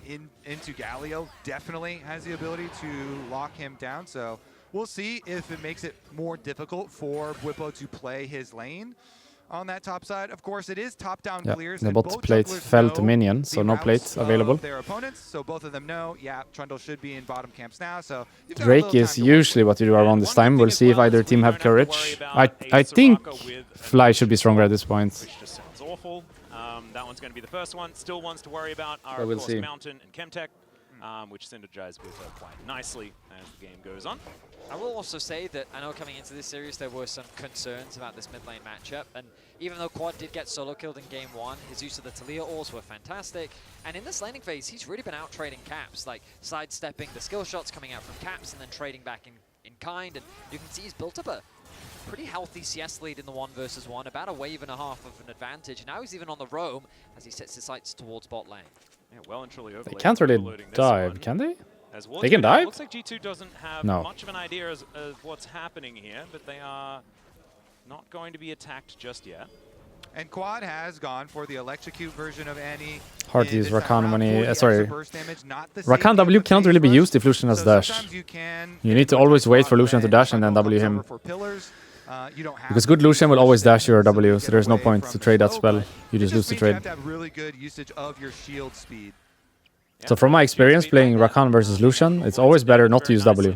Because if you use E, you use W, and if you don't use W, he will not use E, and then nothing happening, and it's good for you. Many matchup is like this, you know. If you use spell, they can use their spell, but if you don't use your spell, they can't actually use their spell. I don't know if I'm explaining this right. Hopefully you understand.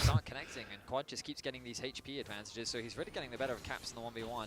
Inspired, knowing that he has push on the bot side and the Like Lucian is never gonna dash and trade you if you have W up on Rakan, but if you use W, he will obviously dash it and then just trade. He looks to steal away this blue buff, but already off to a So it's better not to use W on Rakan, because then he cannot dash and trade. Yeah, there's also a minute until the grubs are up as well. I probably so could have it does explained give it better, but FlyQuest the hopefully you ability understand to anyway. reset for that one. So Drake to Blue buff FlyQuest, I taken, think that Blue buff was does get the information kind of that normal is from draft. fighting here towards the bottom side. Swap to top Snare's side for going to grubs come should be through. happening right now Much of a for both follow-up teams, here. like FlyQuest right now. looking to Rakan is giving relocate base to this Saya. lane, likely towards the top side. And honestly feeling FlyQuest for this one as well. I think once they get level 6 on Rakan, it's gonna be harder, because then they can actually send a fight, but right now I just don't think they have it as an option. Because you're not gonna one-shot anyone without Rakan ult.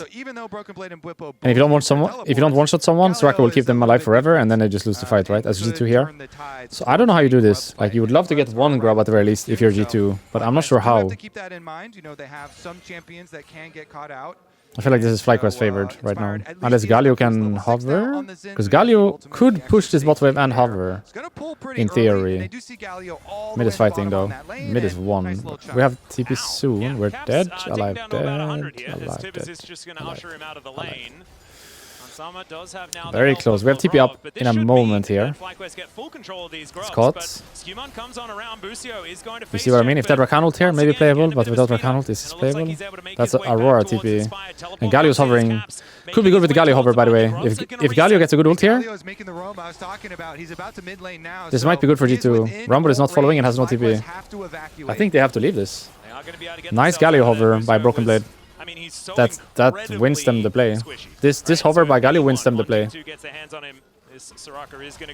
Nicely done by Broken Blade. Will go G2's way, and a trade of objectives here to start this one off. Genuinely impressed that G2 got away with that, because FlyQuest did exactly what they needed to. Quad dropped his burst in mid lane to force Caps to be way too low. And on the top side, they also forced a trade against Hansama, so the AD carries also had a health advantage in favor of FlyQuest. But that TP from Caps really changed the dynamic. TPing into the top river actually allowed him to group faster with his team. And then as Kobe highlighted, the Galio row meant that he could also arrive earlier. And the fact that Bwipo didn't have his TP meant that what was initially I think it's slowly gonna swing now to G2 with Rakan 6. They can always make play now. I think Broken Blade, some good, And Saya is actually up in CS. The top wave must have been really bad from before, or? How is the Saya up in CS? I feel like Lucian has a lower CS than he should. He should have like 90 something, you know, Lucian? Yeah, only 78 at 10 minutes. He must have lost a lot from the swap or something. Doesn't really make sense that he has such a low CS number. Unless top wave was in a bad state when he went there. That's probably what happened. Silence? Nice silence. Cullen coming on down here. Nice raid. As a fair bit of poke damage is going to be done, but it's not going to really solidify any sort of big lead. I think next Drake is pretty important, but not the end of the world if they have to give as well, G2. I think scaling is okay. Their team fighting not bad. Rakan ult, Aurora ult, Galio ult. We were traumatized for a long time. We had a lot of failures. And Soraka Lucian lead very small, almost nothing. Yon was another one I remember.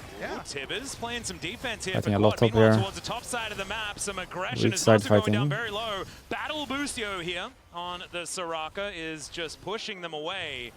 And Maso will be alive for now. Still have Soraka low on ult. mana and health though, so it does need to be a little careful, although Hansama also similar situation. I didn't quite see from the start, but I think Labrov had Ignite, which makes it so much scarier against the Soraka just because of the grievous wounds that it does apply. 1 minute Drake.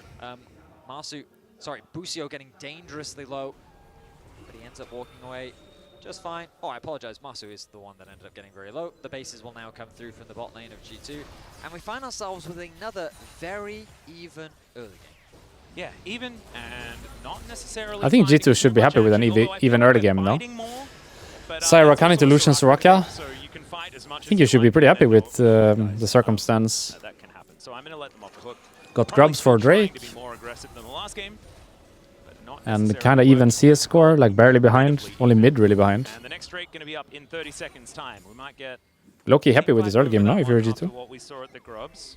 All things considered. Trinity Force completed. The Trinity Force here for Skewmond Trundle is definitely going to be perhaps even strong enough to force a Drake here as G2. Look at the items. Full item Galio, full item Trundle, full item Aurora.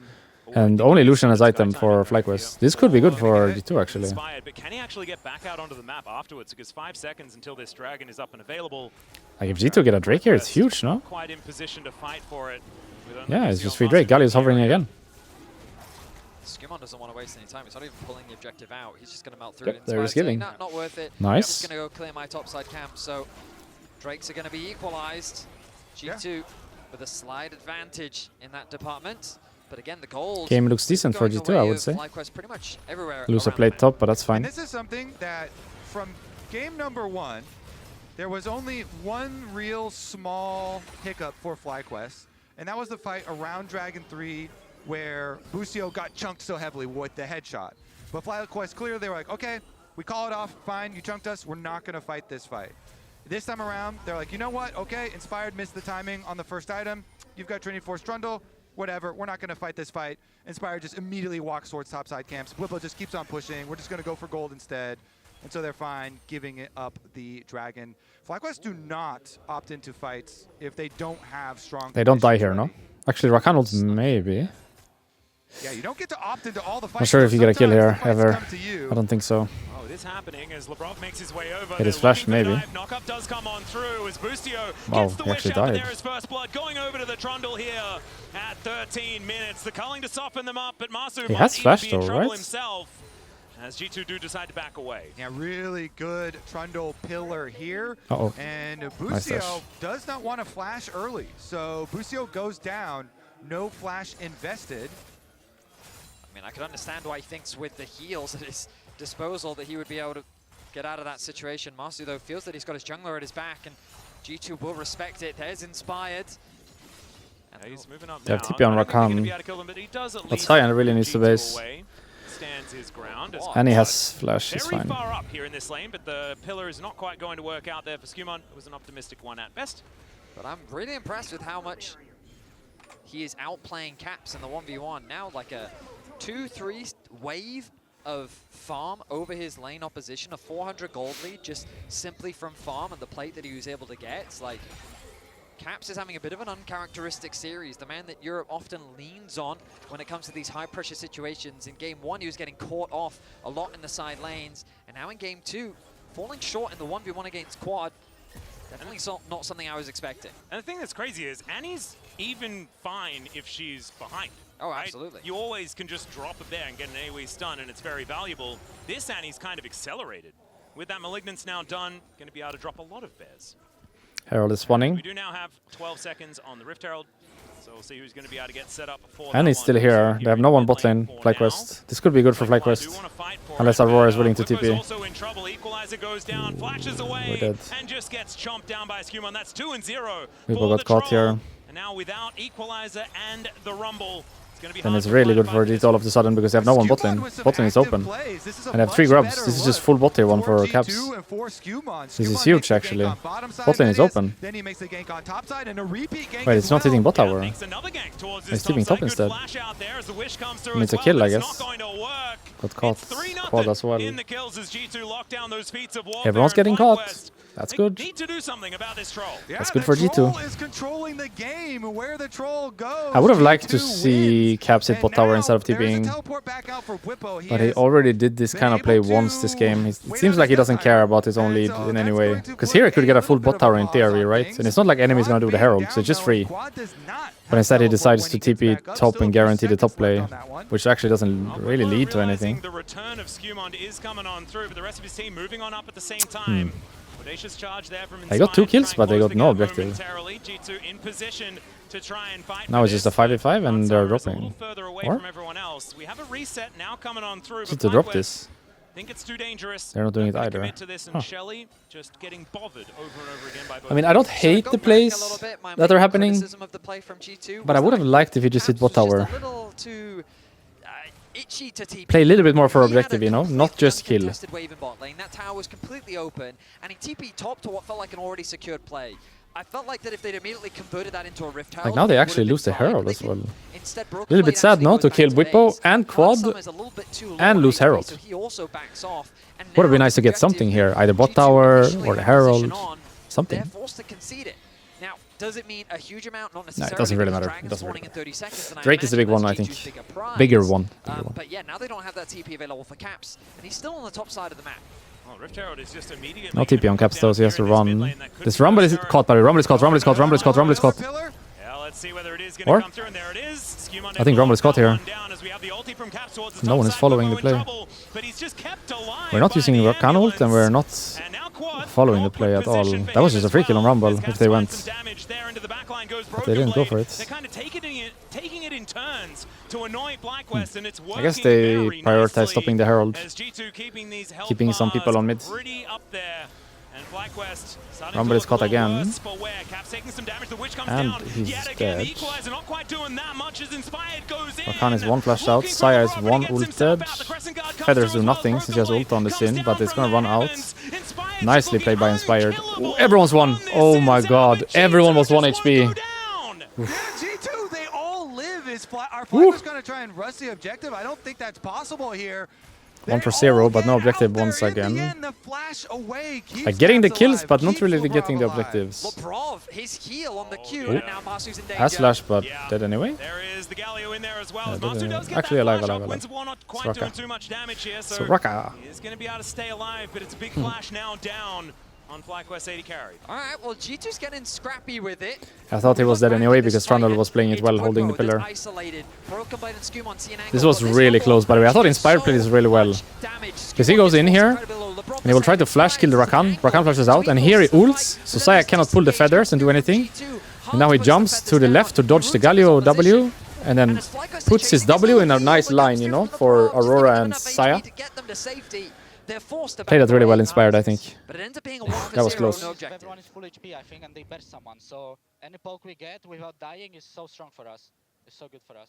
Yeah, well, not a lot of dying has been happening here in this game as Papa, not looking too happy there. But I think game state is not too bad for FlyQuest. Probably chin up, Papa, you know?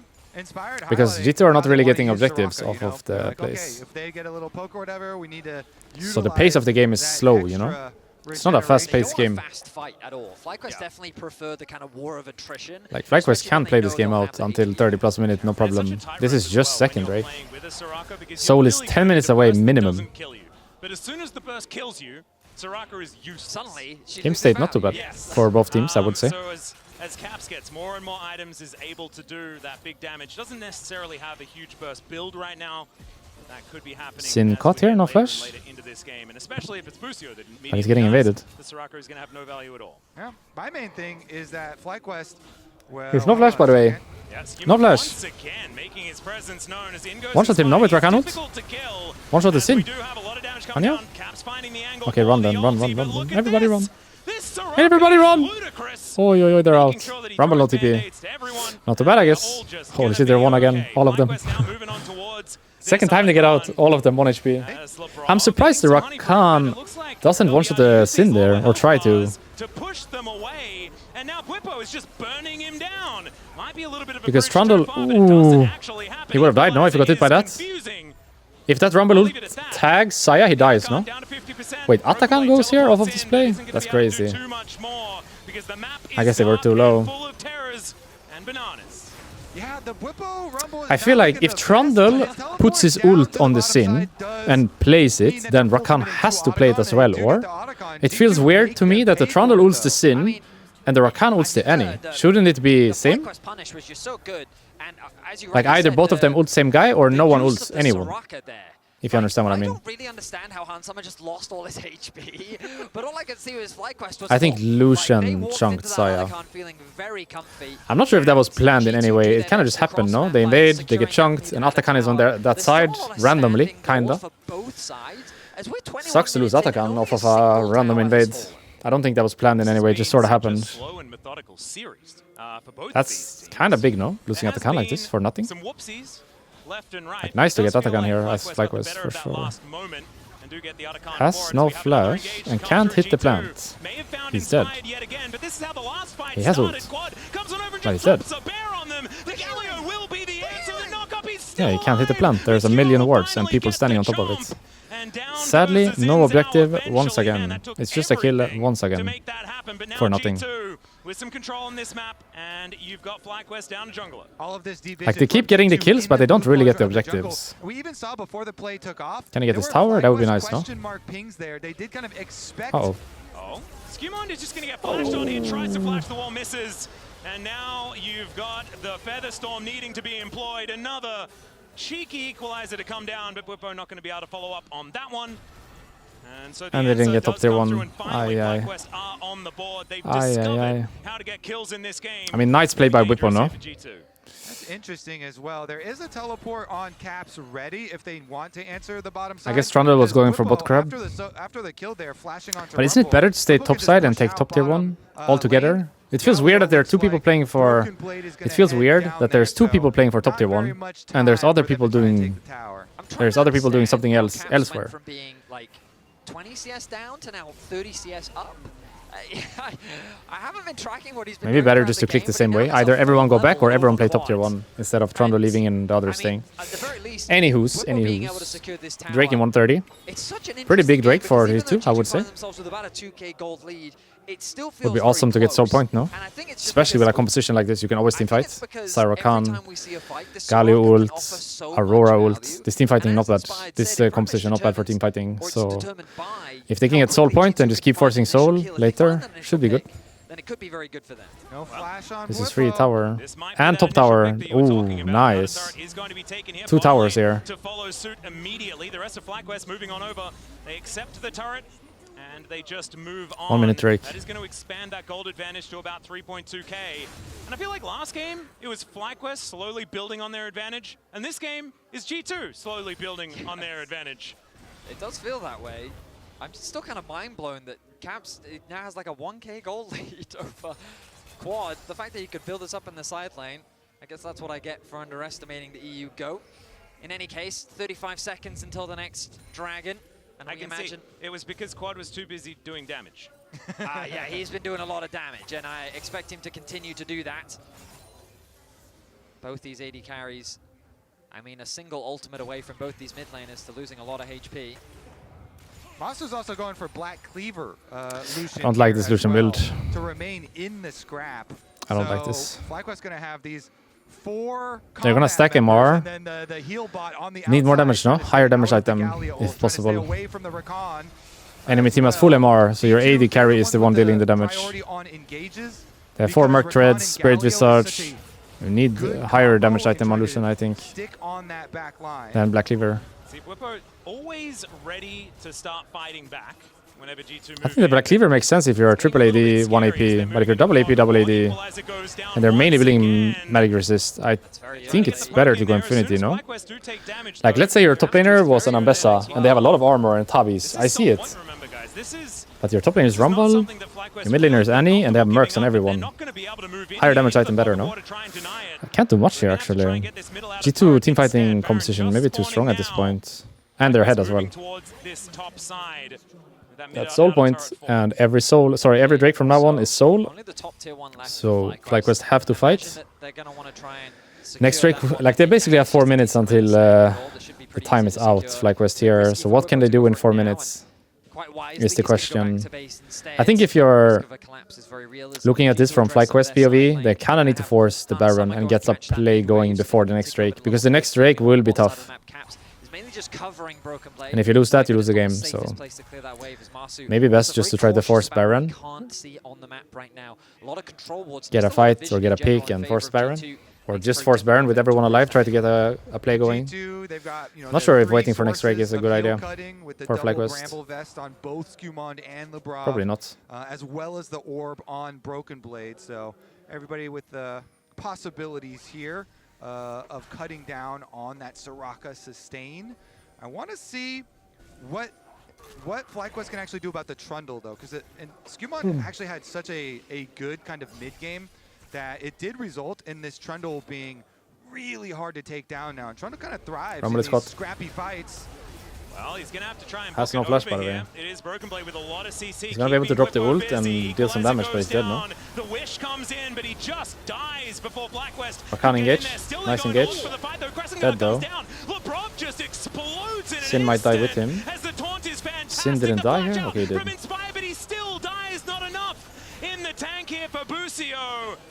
And G2 Redemption. finding the advantage. Baron, no? It's free Baron. Or? Mid-wave into Baron here looks good, I think. Already have the setup as well. Look at the minimap, all the pinks and everything. And TP back with Galio. Yeah, I like it. This should be Baron.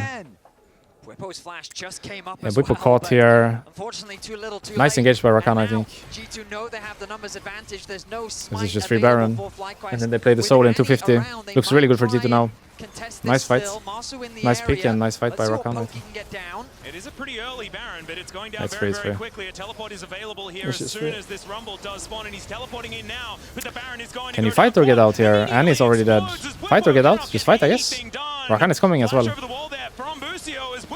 He wants to go aggressive. I'm not sure about that one, but Masu tries to get the kill looks good, and it doesn't quite work. All this Lucian doesn't do that much damage.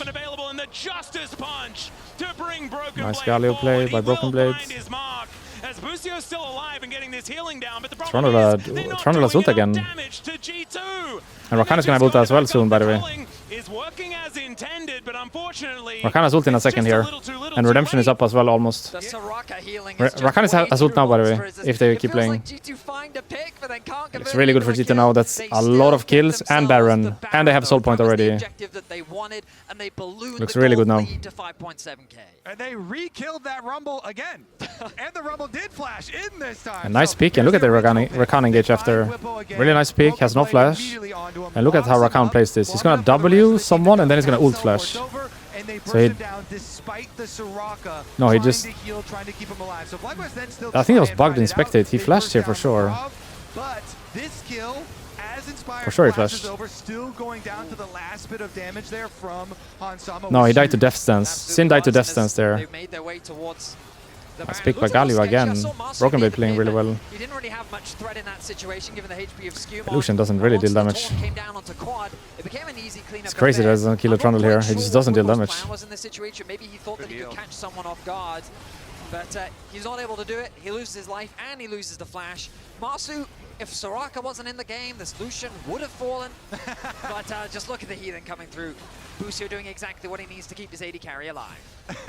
I can hear the Soraka hate in your voice. Oh, yeah. Not quite able to get it. But still, I think that means G2 are going to have control of the entire map right now. This fight just blew it wide open. They've got Baron buff. They got a bunch of extra kills. Drake in 30. Okay, well, we're And looking no for a bit flash. more of a fight here as Using the a lot here though, Royal right before Vengeance Drake. comes Try down to not Takes a die. large chunk. FlyQuest still in it, though. Just need to You play can the see Drake, Mazu you is know? going so They're descending aggressive. it. I don't know whether it's a good idea, as there is the ulti out from Are we Cass. trolling He here? gets so much AoE damage Redemption is from good. Mazu. Still alive. The ambulance is working. Lucian It's died. Skumon Okay, looks finally good. gets the chunk I mean, most down. important is Drake, And there right? goes the AD Don't go too carry. crazy. Drake, G2 Drake, are Drake. a freight train. They'll break the inner turret. They're playing to end. Probably get more because they've Otherwise, got they would be Baron. kicking Drake right And now. They're playing to end. game number 3. G2 will finally get a bit of revenge And no against flash. FlyQuest as they finally get a big... Wow, I suppose No, they're just going so Drake, they okay. get a big inhibitor. They did in get the a big mid lane. inhibitor push. Yeah, I would go Drake as well. It's still Just good. guarantee the Back win, away, they right? can Too get much on the themselves line. Infernal Guarantee Soul, but this is the win definitely with their Soul game to here. lose as they look to bring us to game 3. It certainly is. Game 2, Steve. Yeah, I was about to say, what's his name going to be in game 3? It's game 3 Gary, and I hope you guys are ready. If I knew it was game 3 Gary before, I like this I'd be composition so way more G2 from biased. G2 than the first one. Oh my god, I'm really glad you saved that until now. Feels like they have As more the strong precious champions this moment game of than the last game. does come on through. Like the strong Infernal champions in Soul last game is for theoretically G2. Caitlyn Bard in my mind, but those are hard to execute. This game, your strong champions are like Aurora, you have Galio in good situation, Trundle. It's very easy to execute champions, like team fighting straight up, you know? They're so strong here. Nice. They end here, no? They're gonna get redemption again, and Rakan has flash ult. This is end. This is an end angle. He's gonna get redemption, and he has flash ult. They're gonna dive. And redemption the wave. I'll play this. Play. Looks good. Keep going. We have redemption, and Rakan flash ult. Let's go. More? Yeah. Has no flash. Can't die, sadly. Can still do it now. Can still do it. It's a bit of a trade though, as this Rakan is going to be taken down, but man, these wallets, they are so heavy from G2. First Nexus turret to be taken down. Masu going to be next to be taken on this fountain, and G2 showing Nice. them that even though they did get Yeah, I like this swept draft way in more. outside, Nice, Hero nice. World's gonna be a different story. It just feels easier to play, right? Like Caitlyn Bard, sure, you're a strong champion, but it's much harder to execute. You have to play really well with and around them. But with this composition, is much more just group and fight. It's not so you don't need so much finesse, you know, in the game. It's pretty straightforward. I like this one way more. Nice draft, nice game by G2 here. I think especially the grub sequence was really nice, because they were in a losing game state, but they got 3 grubs. And second Drake and grubs was really nice. Because they were in losing game state, but they somehow got the first grubs, all of them, or they somehow got all of the grubs, sorry, not first grubs anymore. There's only one set now. But they got all of the grubs, and they got the second Drake in a losing game state, which buys them so much time in the game. Deep into That's the it. AD carry pool. I feel like Yunara naturally rises in priority, but we've been seeing G2... Draven ban, Yunara ban, Vi, Vi, Sion. G2 once again on red. I often like, domestically in Europe, we have a bit of a meme where like, when your back's against the wall, you're really late into a series, just slam Jinx because she can never really go wrong. I'm curious as to whether or not she will be that present. There's a Seer and Orianna open, by the way. You ban one here as Fly. Like, let's say you ban Orianna here and you look for a Seer, or you ban a Seer and look for Orianna. That's good, no? I think the Soraka had its value. Yeah, I like this the way one. in which they utilize it and the deficit Ban they found Jarvan. themselves didn't quite have the impact So that what are we they were looking for in the So I jungle? wonder if we'll now get those traditional engaged supports with And what about the mid Leona, laners? Rel, Orianna and Mortis, all Azir. up and available. Well, I'll tell you what we are going to get. Either an Orianna or Azir getting through in this game, because I would say both of them will both get of them through. are not banned. So G2, You they trade. go with the strategy of we'll leave them both up and Yeah. then trade think one they have on the to, other yeah. side Yeah, ban the Nico. to try and get a 2-for-1. My issue So with which that one do is we that go it feels for? like Orianna has had the better of that matchup. Or do we go for After all, we Kiana? did see Kiana them won, but that pop gets off game poppied. earlier today, but in the Doesn't laning phase feel especially, great. It Orianna should just be a had mid laner, I think. time. Whichever mid laner you I want. think Nico was the ban. So You the want a reason Seer why or do you want G2 Orianna? succeeded giving it to Caps domestically was just because of how much of a nuisance A he Seer is or treated as a Orianna? What do we push want? champion. He loves sitting in side A lanes and Seer. just being mega obnoxious, and I do think This it's the should correct be choice to take this Orianna, away from Caps and just because of how it could confident be and comfortable he is on the champion. Poppy Flex? What do you think? Could it be? What about Orianna Poppy Flex here? It's not bad, no? It's a lot of fun. Hey. I don't like Nocturne this early. I like Orianna Poppy. Nocturne. Oh, baby. Poppy flex here goes hard, no? It can be put jungle, top, and support. Hey, we can't do that anymore, okay? It's fearless now. Yeah, I like Poppy here. Whatever you say, Orianna buddy. Poppy. I was low-key hoping that we'd get something like an Akali coming through, but it will be just the Orianna. Caps is going to keep it stock standard. I'm very the volley bear. Alternatively, you just take the Kiana here, but I don't know if Skumon plays, and I feel like Poppy then is pretty good for enemy. So I prefer Poppy here, and then you can even do Kiana later yourself if you want. Just something to keep in mind. Yeah, I will say it got nerfed a couple of times here leading. Otherwise, maybe Kai'Sa, Varus. I forgot. That's what they did before against BLG. They did this. So what do you play against this if you are Fly? I'm glad that Skumon has been representing. Like you could just do Kiana here, but that can still get poppied. So what do you do? 80 carry for sure, no? Sivir? Jhin? And is this going to be just Ambessa? standard jungle top lane? Would we get Renekton like blind. Ornn or something like that, or Renekton would be like the. Then the this should true be Shurima combination jungler or just here 80 on the carry, side of right? Black Should never West, be keeping support here. things pretty basic. The So you want a jungle jungler here or an is 80 carry somewhat here? low. As far as like the upper echelon of junglers, I think Pantheon is the last. Like Sivir one looks good, no? That's kind of remaining. No, Alistar as well. Yeah. I like Sivir here. So it does kind of feel like the Pantheon tier. But Nocturne, I feel like then Nocturne starts to creep in there, like you're saying. Sejuani blind. Wow, Sejuani Renekton. Feel better about playing tank champion. Wait. Wow. So like, this feels like very West. Like, Sejuani Renekton. What is a good matchup here for him in the jungle? I mean, it's our meta. I don't think it's this meta though. Viego? Yeah, no, I feel Is like it's Viego not good here? necessarily West, it's just last year.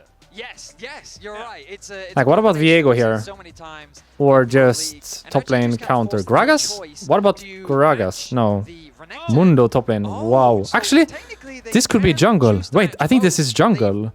This is jungle, no? For sure. into both jungle and top lane. Mundo into Sejuani sounds So nice, they're no? For keeping their jungle. I don't options think it open, sounds as and they nice lock Mundo it into up. Renekton top lane. I think this is just jungle, actually. A Broken Blade special, so excited to see how that I think that's a one's going to Skumon look. Mundo, Whether it is going to be his or whether Skumon's going to be piloting it. which supports to be banned. I think if they ban Braum, we need to ban. Okay, they banned the Sivir, which I thought was the best AD. But I think if Fly ban Braum, you should probably look at like Leona ban, no? Or something. Leona, Nautilus, Rel, something like this. Braum is a good ban for Fly, I think. Poppy is also a good ban for Fly. I think Braum and Poppy good bans. Let's see about the bottom lane though, as you're And then just play Rel, Nautilus, Leona. They want to break the full Shurima synergy. I'm not a big, how would you say, I don't play much Leona myself. I'm not a big Leona enthusiast. But I do like Leona when enemy has no dash. Because then your ult almost always sticks. It's either a stun or a slow, pretty much guaranteed if you throw it well. So I think, for example, Braum ban here into Leona 4-5, not bad, no? For Fly. They banned the Karma. I don't see it myself. I feel like Poke, Varus, and Orianna good into Karma, maybe. I think Braum ban here, no? Good for Fly, and then just send the Leona or whatever. I wonder if Fly might consider banning something like a Blitzcrank. It depends I would ban what Braum support here, they're for thinking of, sure. but again, just a And reminder, then just send a melee Braum support. does like those hook-style champions, and given that Definitely I do would be not want surprised to end if up in the they same do situation Braum BLG had with as well, Leona into because it Braum. could also be For the sure, case yeah, that they banned the like Braum. Renata Smart. a little bit more disengaged, And now you just send Leona, Rel, Nautilus, 4-5 as Fly, and here it should be top laner or jungle pick for G2. I think this is Mundo jungle. This should be a top laner pick. Like Gragas not bad here, no? Something like this. Gragas. To support lock in here. That's why I love the Poppy ban, honestly, because it would have just been triple flex Poppy. Yeah, I like Gragas Very here. confused about where things Like, are going. no. I like Gragas here, and then let's say 5 pick Renata, no? Nice. But it's just gonna be They just take the Rel before enemy takes. okay, the Rel, so they're gonna keep I think enemy is gonna go, like Busio gonna go Leona here, no? very last moment. They wanna see what is Leona into double immobile. Your ult will stick either with slow or stun, and it's fine matchup. Not that bad. It should be like Leona. Is it Leona Jhin? Just full send? Is that possible? No damage for Mundo, I guess. What about Kai'Sa? Kai'Sa Leona. Not bad, no? Kai'Sa Leona. Nautilus Kai'Sa. Nautilus Kai'Sa. And then enemy 5 pick should be top laner counter pick. Gragas, maybe. As Nautilus was a ban throughout Yeah, the Nautilus series, and Kai'Sa, maybe. like in the second round, couple of times. So because you're full dive here, Loki. So I don't know if Jhin really fits. And you don't really have damage for Mundo. I think you need a Kai'Sa here actually to kill the Mundo. It has to be Kai'Sa here almost. Low mobility carries, the Orianna and the Varus here, so you have point and click, you have a lot You need some kind of percentage HP damage for this Mundo. So what, Kog'Maw or Kai'Sa? Kai'Sa, no? I personally want something with higher damage than a Jhin, but like you He said, does the Jhin Jhin. does provide the CC. I really liked it last game for Hans, but I don't like it this game for Masu, because they have a tank, you know, a hard tank. Like last game, when Hans was picking on 5, he saw only Sin as a tank. It was Rumble, Sin, Annie, Lucian, Soraka. 0 tank, basically. But now there's a Mundo here with Heartsteel and whatever else he buys. Redemption, sorry, not Redemption, Randuin's. So I think this is one of the games where Jhin is maybe not that good, actually. No, it's Jack's top lane and Mundo jungle. Yeah, I would have liked the Kai'Sa more, because I think you needed percentage HP damage on your AD carry versus the Mundo here. And also Rel, you know? Like, last game, if Hans picked Jhin, there's Soraka Lucian, no one is tanky. There's a Rumble, not tanky. There's an Annie, not tanky. Sin, semi-tanky. Now there's Rel, full tank. Mundo, full tank. Orianna, not really tanky. Varus, not really tanky, but Jax also like semi-tanky. I think Kai'Sa this game better, but Jhin not terrible. The matchup in lane at least not terrible. Like I don't hate it, but I don't love it as much as I did last game for Hans on 5. We already saw Mewin bringing out to not so much great success, but Broken Blade feeling confident. All right. Going to be taking his hands with the Mundo. I do think G2 have decent range thanks to the Varus. I'm expecting him to go for lethality once again to try and have some poke back against both the Azir and the Jhin. Last game of the day. The question becomes, winner goes to quarters. Can you believe it? Winner goes to quarters. This one game right here, winner goes to quarters.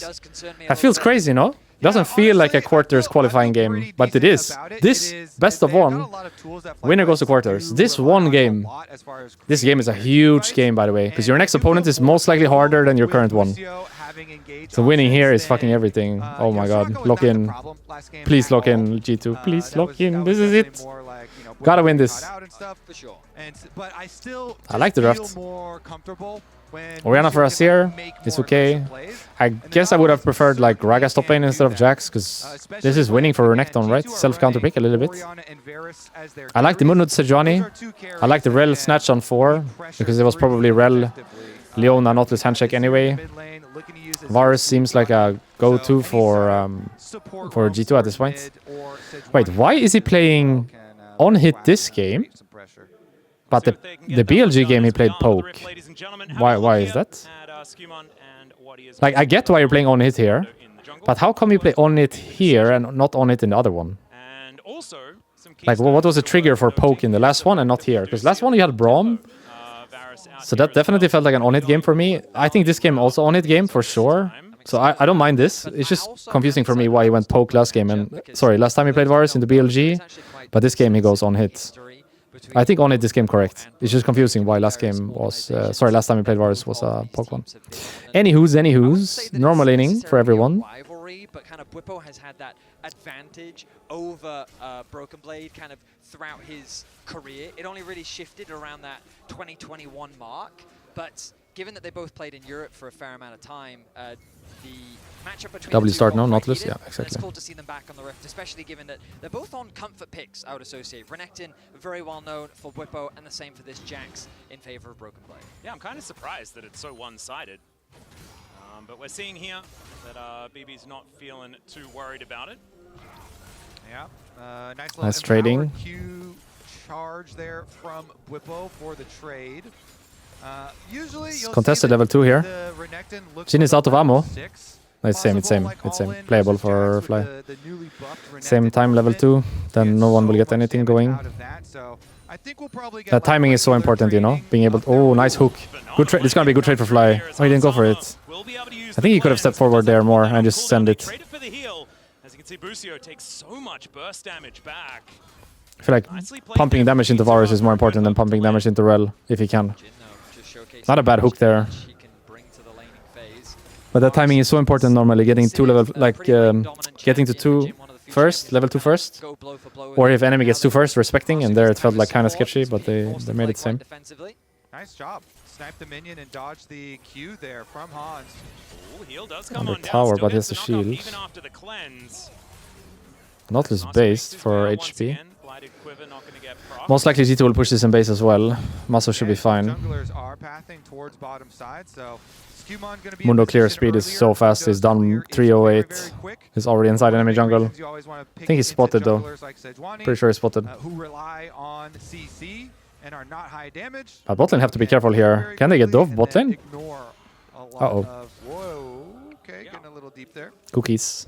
Can they get dove bot lane? I would love to see bot lane, because here Sejuani has to go top crab. So in theory, Mundo could do this bot crab and go bot. Okay, he's just basing. Never mind. There's no play.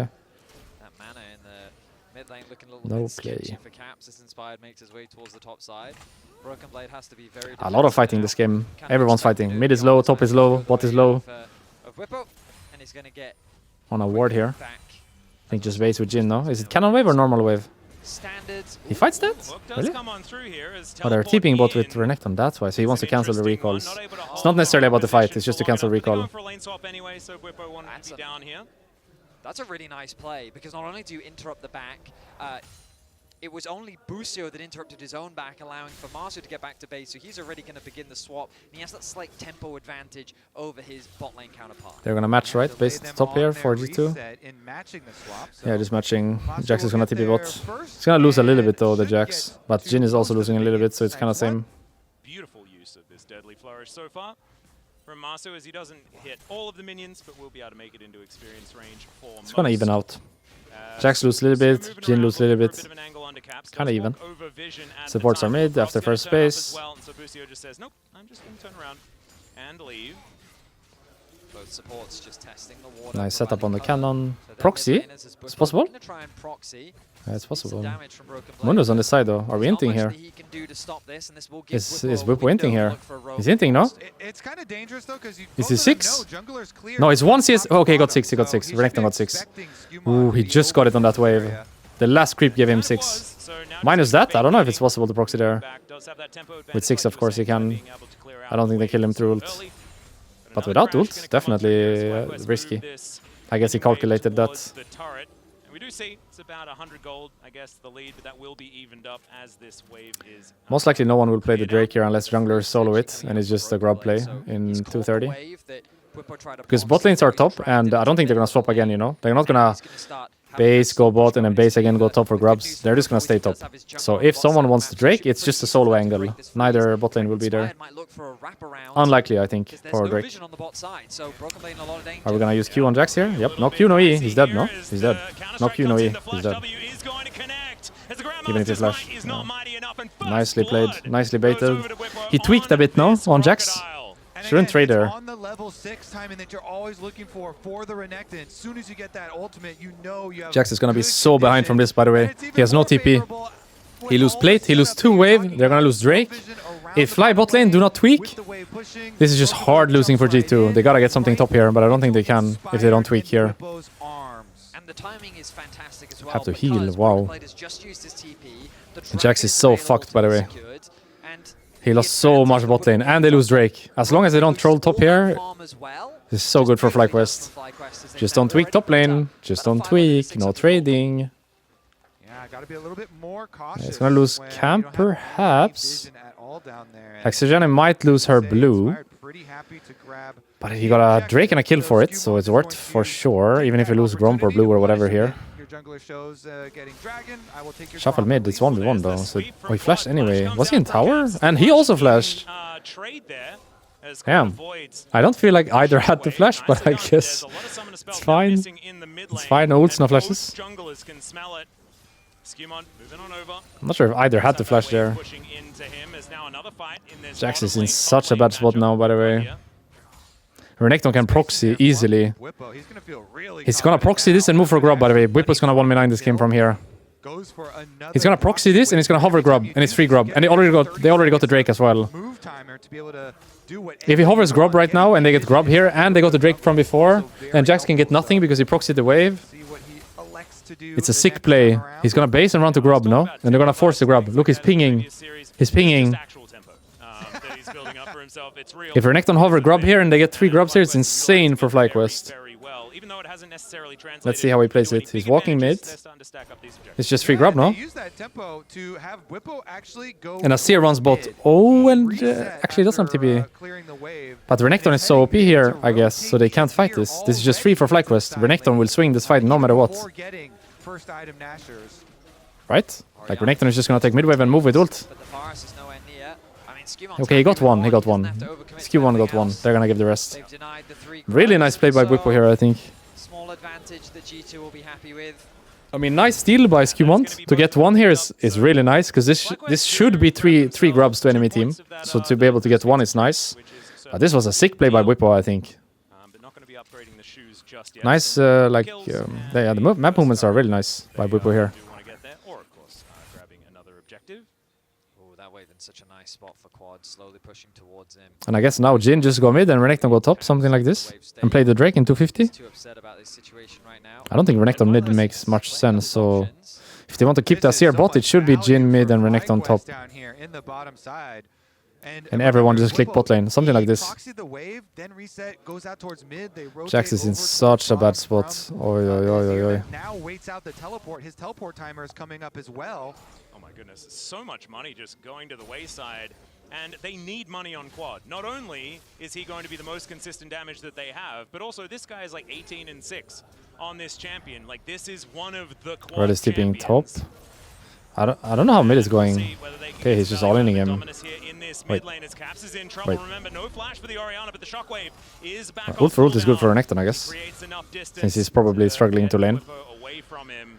Still the So trades ult, he gets the push out, now he's gonna base and TP somewhere, I guess. Yeah, I always love Really nice play. that aggressively in the wave because Whippo, he can trade the cooldown and push the wave and get another early 30 seconds. TPing to mid work with. while He Lorena's teleports basing. back out, Now he's gonna actually, push his mid wave and he's gonna go to a that side. tempo up and shove the next wave Wait, Whippo is while smurfing, no? Caps is going for his reset and then force If he pushes mid wave and he goes to a side and someone else can go mid, it's insane. It's like a 30 CS advantage. Nice It's ult. kinda massive as Quad throws out the Emperor's Divide. What is he gonna do after this mid wave? I'm curious. Gonna be feeling okay with the fact that he did get an R button just Because this lane assignment feels Is he strange. feeling okay as Does far it as not? the entire game, though?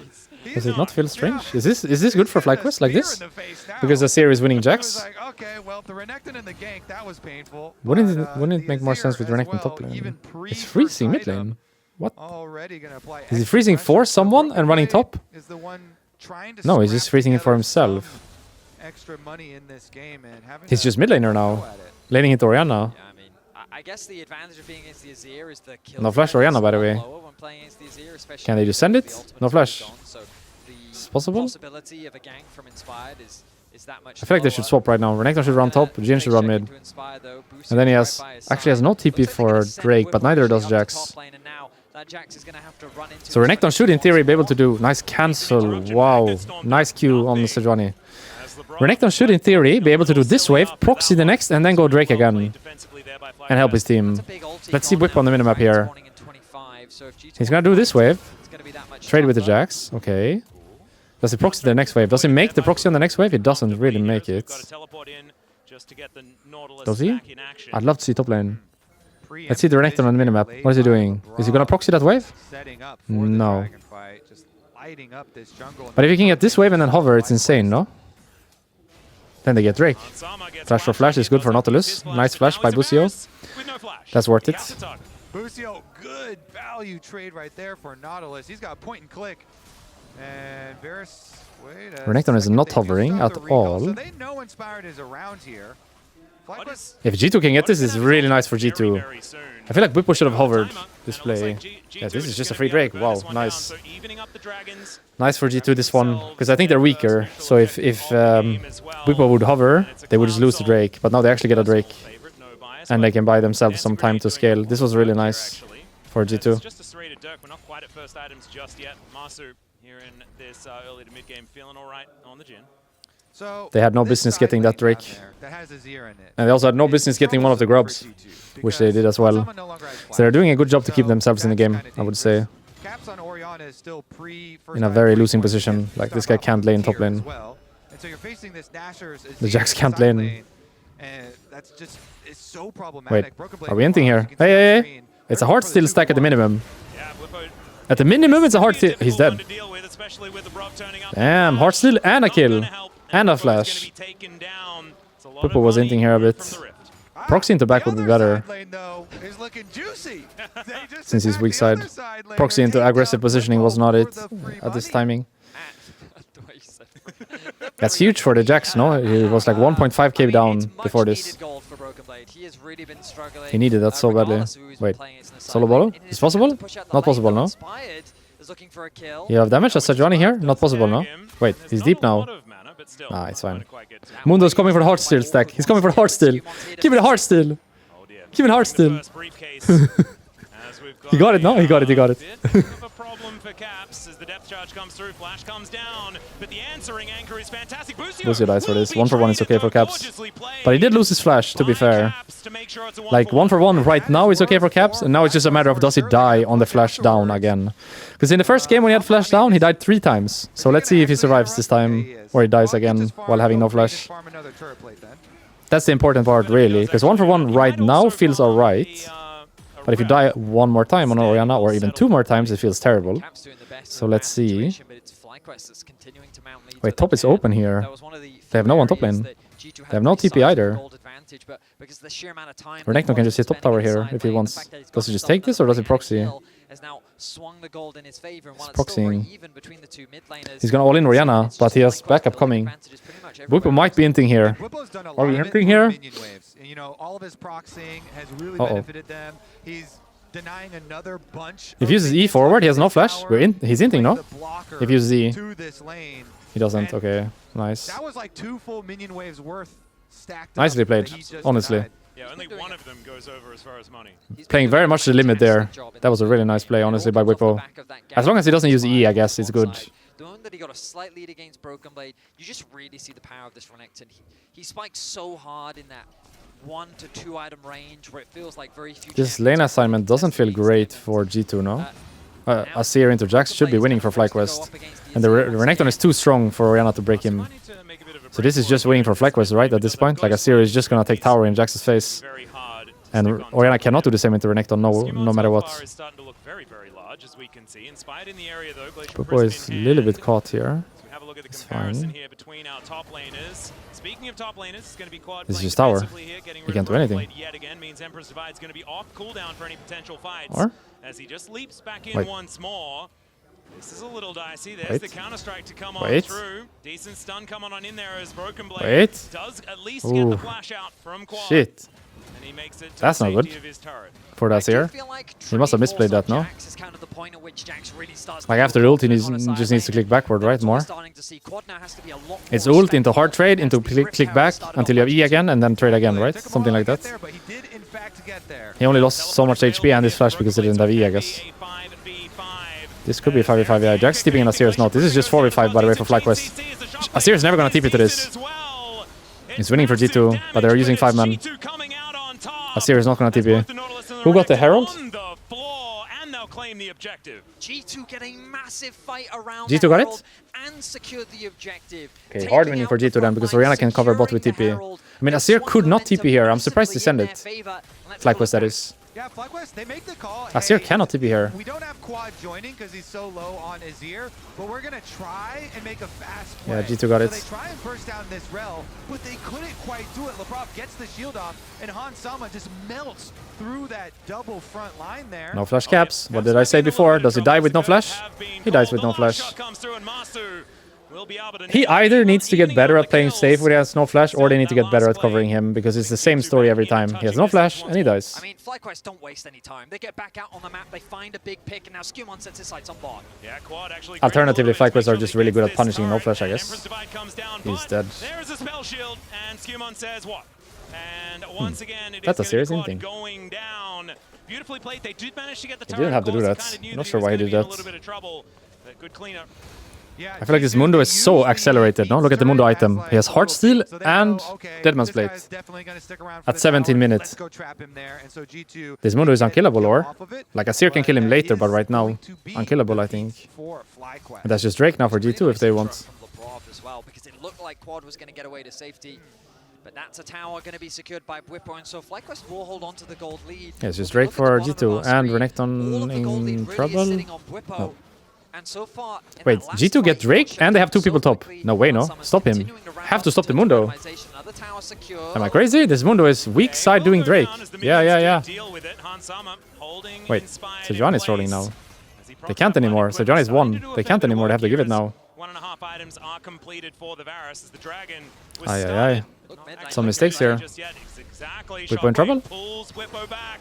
Does have the dominance to get that extra health, but Caps Still will be contesting. able to push away Sejuani is this low though. Renekton, and now with I guess all Jax that has no power TP. That's their running this trigger. fight, it could be It's difficult 4v5 here for FlyQuest G2. as They have to G2 run. still gonna be pressured away. Yeah, the trigger here is that Jax has no TP, but I don't think G2 hates this situation, or? They get a full top tier 1. Sure, it's second Drake, but they have the Herald for mid tier 1 as well, and they can push top all the way. Loki top tier 2 here, and Whippo dies. Ooh. Nice try, but that's mid tier 1 and top tier 2, by the way. Fly are desperate. They're really desperate here. They're hinting. Oh, he got it with the Q. He still got it. Top tier 2 fell, by the way. No flash Orianna. We're alive. But no flash again. This is... Oh! They needed that so badly, FlyQuest. They lost 3 towers here, by the way. FlyQuest lost 3 towers here. 2 top and 1 mid. This was huge for G2, no? If they don't greed for this fight and they just play the map, this was huge, I think. I feel like when Mundo flashed in, that was a mistake. Skewmon shouldn't have flashed in. Because you just have to play the fact that you're 4v5 here and be happy with the map state. I think if Mundo doesn't flash in and they just play a 0-4-0 fight, it's much better than flashing in and trying to trade kills. Because now Mundo died and Orianna died and both of them lost flash. Just imagine the same situation minus the Mundo flash, okay? Just imagine the map state. They lose top tier 1, top tier 2, mid tier 1, almost kill the Renekton. Just imagine they play up until Mundo flash in. How good it would be. Busio finds what I thought wasn't an ideal angle. I thought he'd overcommitted, but then just don't flash in right now. You see it? If Mundo just doesn't flash in here, how good it is. Like, he's lucky to get that kill on Nautilus. That might as well have been nothing. And now Orianna has to flash out as well. And still dies. It could have been so good if they at some point said, hey guys, enough, you know? Ah, so sad to die there. By the same token, Masu then gets Yeah. as well. Overplayed it. Just needed to not flash forward. And I think it's Still okay though. 3 towers. Still okay. Atakan is topside. Everyone click topside now. Right now. Everyone topside. Orianna's TP. I don't think it's a start angle, but it's definitely put wards and look for enemy team. Okay, it's a start angle. They're starting. Azir has no TP. Has TP. They're just forcing this. Not sure what the trigger is, but I guess they are just one-shotting it. It's gone. Or? It's gone. Sejuani is not here. It's free Atakan.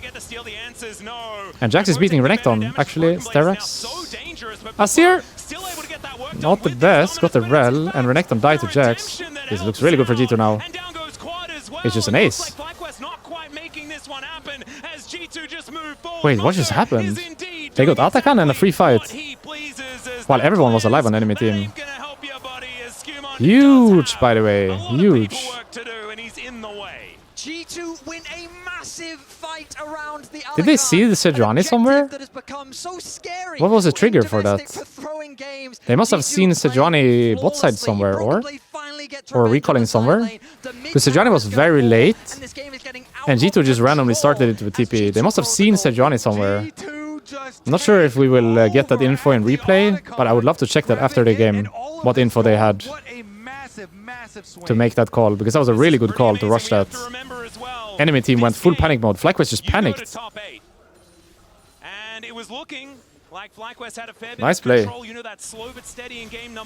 Look how late Sejuani is. They must have had a trigger somewhere. I would love to see that after the game. What info they had. Jax just wins Renekton at this point, I guess, and Azir gets like a pretty meh shuffle. Okay, we're fighting again. This is a kind of random fight though. Are we inting here? 1-for-1 worst case, but support for top lane. Flashing in.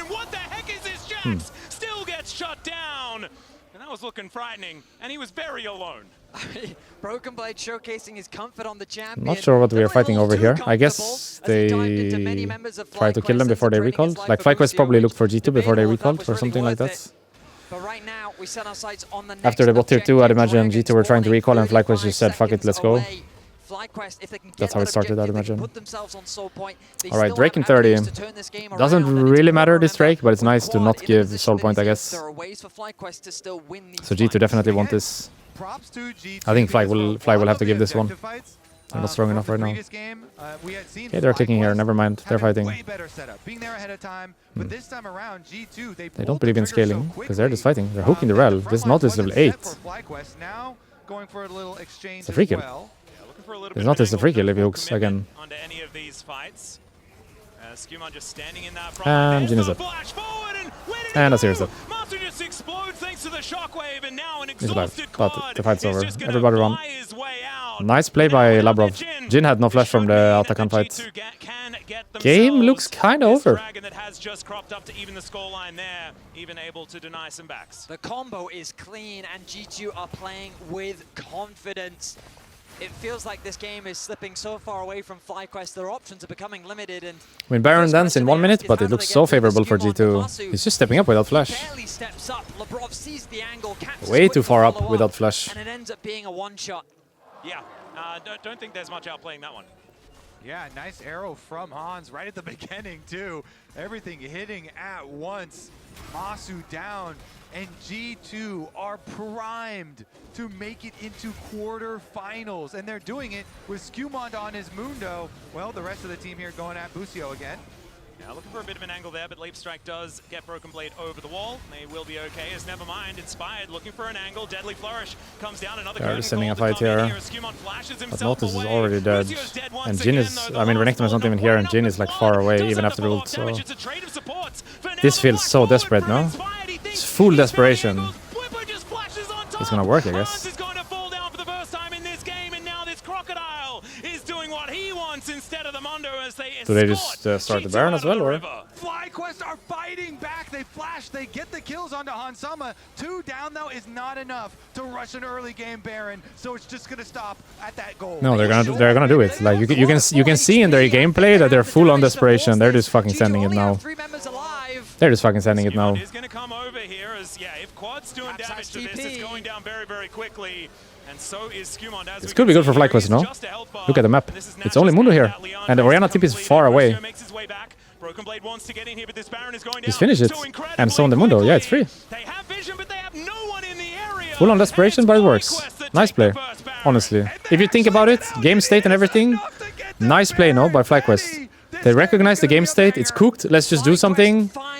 And then they force the Baron in a situation where a lot of other teams would just say, it's enough, 2 kills enough, let's go back. But it's the best odds they're gonna get, right? They play the odds. Sure, it's not a free Baron, but it's probably the best situation they're gonna get. Like, it's a random play into just full send into let's try the Baron. I like it, actually. Game state, not the best. Let's try something. And Bar's no flash here. That's why this works. I really like this. A lot of other teams here would just say it's over. Let's go back to base, but due to the game state, it's correct to just play the Nash there, because you're not gonna get a better situation anyway. And that is enough to keep them in the game with a Baron. Nice play. And you can see the win expectancy is looking right in the middle at this point, even though it has been looking a little like a heart monitor this game. As you said, Kobe, we might be in for a bit of a banger here as FlyQuest, with this Baron, what can they actually get? I will say, too, even though the gold is much closer now, G2 had the Otacon, and so with all of the kills that have gone on this game... And G2 are really ahead, no? Look at the flowers. 38 to 1. Over on G2 to the single petal. One flower on FlyQuest. How is that even possible? How do you have one flower? Usually you get like minimum of 10 just by walking around the map. I have never seen something like this before, I think. 38 to 1 flower? I feel like you get so easily 10 at least just by walking around and hitting random flowers. I'm not sure if I've ever seen this. I don't think they will pressure much with this Baron. It's basically just survival mode Baron, right? You get the Baron so that the enemy team doesn't have Baron, and then you just farm. Oh yeah. It's the classic, we're behind, but at least we got the Baron, let's try to wait situation. Like, we probably all played it in the solo rank. Losing game state, get Baron, do nothing. This could be good though, actually. One shot? Ooh, if he hit that Jin bullet, Rel almost died. Azir is caught, by the way. And no one died for it. And that Mundo cannot die, so everybody run. We're dead. I'm surprised they're playing so aggro. But that was a really nice turn by Labrov on the Azir. I don't know what he got caught by. Varus ult, I think. Because it looked good to begin with for Fly. But they're also focusing Mundo and Rel, keep in mind. And then someone of them found the Azir. I think it was Varus ult, but I could be wrong. Let's see it. Azir got caught here in this fight by Rel Flash at the end, but I think something else started it. There's no dragon available just yet, and both Quad and Busio will be back alive. Like, it's not unsurprising that the Baron means nothing. It's just a classic, we're behind, but we got Baron, let's do nothing angle. But I'm a little bit surprised they're playing so aggro on mid. And I also want to see what happened to the Azir. Like, who caught the Azir? Was it Varus ult? Into Rel Flash? I don't think they will show us. Drake is just G2's here. But Fly could push mid. Push top and push mid here. Otherwise, there's nothing happening. Nothing happening, it seems. What about the replay? Rito. Thoughts? A little bit replay? Right now. It's good timing, no? Everyone's basing. And so it can be dangerous, but the way that they've navigated around him, if he lands the Chains of Corruption, there is definitely some angles. Yep, definitely true. Quad still has Flash for the next play, so there's possibilities of big Azir moments, but this Mundo is fully scaled here. 3 items plus for Skewmon. Large gold lead to him, you know, on a champion that he just jumped on so early on and really put a lot of work into. It's such a tense game state. Europe, they can see a quarterfinals in their eyes, and it's been so long since we've been there. But North America wanting to shut that down. FlyQuest have fought back valiantly, and they are by no means out of this game just yet. The Infinity Edge finish for Marsu could be such a massive item breakpoint for him. He's isolated in the mid lane. He will respect the engage possibility. A quarterfinal spot. The Baron spawning a minute away. We are getting to the late game, and it's all going to come down to a massive team fight. The tension is building here. A full minute away. The vision work needs to be done. I think if you're G2, you don't force the Baron. You just wait for the soul. I think if you're Fly, though, you force the Baron, for sure. Like, what you did last time was good. You should do that again. But I think if you're G2, you just want to slow it down. You want to play the soul fight. If enemy fucks up one time, you get soul. Insta GG. Better to wait, I think, as G2 here. But Fly definitely should force when Baron spawn. Just look for a play and do Baron again. Are we caught here? He's just walking into the dark. Is he caught? Which is kind of interesting. We No. can see Cap Yes? No. may have found Inspired. He just Arctic Assaults over the wall. Took very little damage. Got a Kennick Rooker. Yeah. So I don't think Caps even broke through his shield. He's one tanky Sejuani. Both the front lines on both sides are very scary. Quad's going to be the individual responsible for melting those tanks. For Hans Sama, he's going to be the guy for G2. And obviously these are both the targets for either side. The Baron is up basically now. 5 seconds time, and that one will get there. And so G2 will be able to welcome her in. And they might be able to start this one up. We'll just have to see. As There's a fight. Position on this blast cone, they do get an engage onto Inspired. Care for the flank. And Broken Blade with that Spotted. flank angle is spotted. Thankfully there for FlyQuest fans. Bwipo, though, he's sitting on a control ward. They haven't seen him come through. They're trying to ward for the flank, but they don't know where he is. There's a trap, though. There's a trap. Could be the game changer. Also below him, there's a trap. He can't really go into this fight. He's gonna get slowed by the trap a lot. The slow of the trap is really not that bad. It's much more than you think. Will it be Bwipo finding the priority target, but he's found instead as Labrov gets into that brush. 150 soul for G2. I think they shouldn't start it. Just keep playing the space, wait for soul. Now's the timing, maybe. Busio's inside here, no? Flash out. Mundo cannot die, I feel like. He died! He died! He didn't even ult! Just going front to back, as now Broken Blade with the counter strike is going to be able to help This could be bad for G2. Nice engage by Rel, maybe. This could be bad for G2. This could be bad. This could be bad. Oh! Everybody run! Oh my god. Fuck, we threw. Mundo didn't even ult, by the way. Ay, ay, ay. They're gonna get Baron. He didn't even ult. Without activating his ultimate, he just gets popped in the CC. FlyQuest, they turn on Baron. Second Baron, almost like back to back after it spawned at 25 minutes. So that's and FlyQuest Drake as well for FlyQuest, right? Low key Baron into Drake here, and both teams having soul point. Oh my god, this is a banger now. Oh fuck, it's so close game now. Alright, let's see it. I thought the setup wasn't too bad for G2 to start. It was literally just Mundo getting one shot, no? That's the issue. What's the trigger to click ult? It should be like... Wait, that grey health on Mundo is his W, right? Nice flash by Azir on the Rel flash. That grey health on Mundo is what? His W? Oh, the timing of that Emperor's Divide was just gorgeous from Quad. We're fighting for Drake. Right back into it. Rek'Thar dead, by the way. Rek'Thar is dead. But Jax dies as well. Oh! The shockwave with Mundo flash!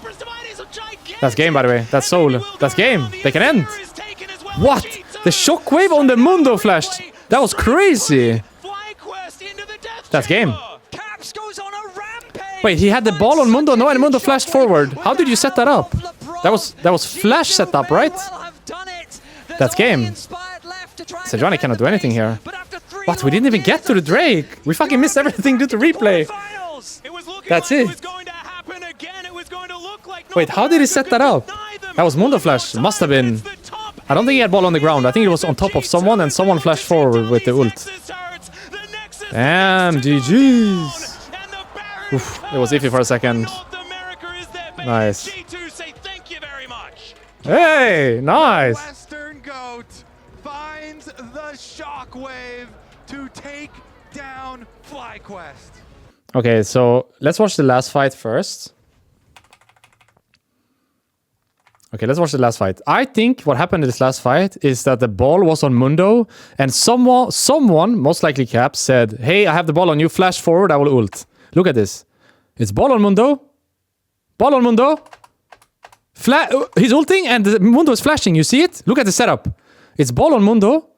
And Orianna starts ulting. Look at the Orianna ult. It starts... Now, there's the Orianna ult. This circle right here is the Orianna ult. This circle right here is the Orianna ult. And Mundo will flash at the very last moment. Look. Boom. Setup with flash. Perfectly played. Someone communicated that and someone smurfed it. I don't know who it was. I'd love to hear comms. But whoever called that, fucking smurf. No? Orianna ball. Ult comes. Flashes last moment. Impossible to dodge. 4-man. Sick. Really sick. I don't play Mundo myself, but when he died the previous fight, his grey health is his W, right? It's not his ult. It's his W, right? He can click W to get HP back, right? I don't know if I was CC'd or whatever. I would love to see the Atakan thing. What happened on the Atakan? Because they just started Atakan randomly. As far as it looked to me, but I don't think you ever do random plays. We're in a replay. No. I would love to see why they started this. Because they just started. Did they see Sejuani? Like, Sejuani's recalling bot side, but they don't know that, do they? Is she recalling on the ward? Why do they start this? Actually, we're out of a replay again, but the second the replay ends, you see Sejuani down here, right? Bottom right corner, you see Sejuani. So maybe she showed on the bot wave. Is that possible? Because we're in a replay. And then Sejuani is recalling around red. Is she clearing a ward? Is she clearing Krugs? Why do they just start it? What's the trigger? It's a trigger that they have positioning, mid-wave push, top-wave push at the same time. Like, regardless of where Sejuani is this a good play? You see what I mean? I don't know why it just froze.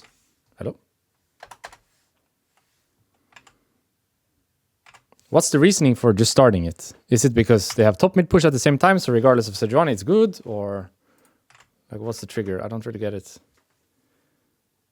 Because it ends up being a really good play, and it looked like to me when they did it that they saw Sejuani recalling somewhere and just sent the Atakan. But now looking at it, they actually didn't know Sejuani, I think. So their trigger must just be they have mid top push, they have setup with ward. Even if Sejuani is here, fuck it. Let's try. We can always play the fight, worst case, something like this. Because it ends up being game-changing, right? They get Atakan and 4 kills.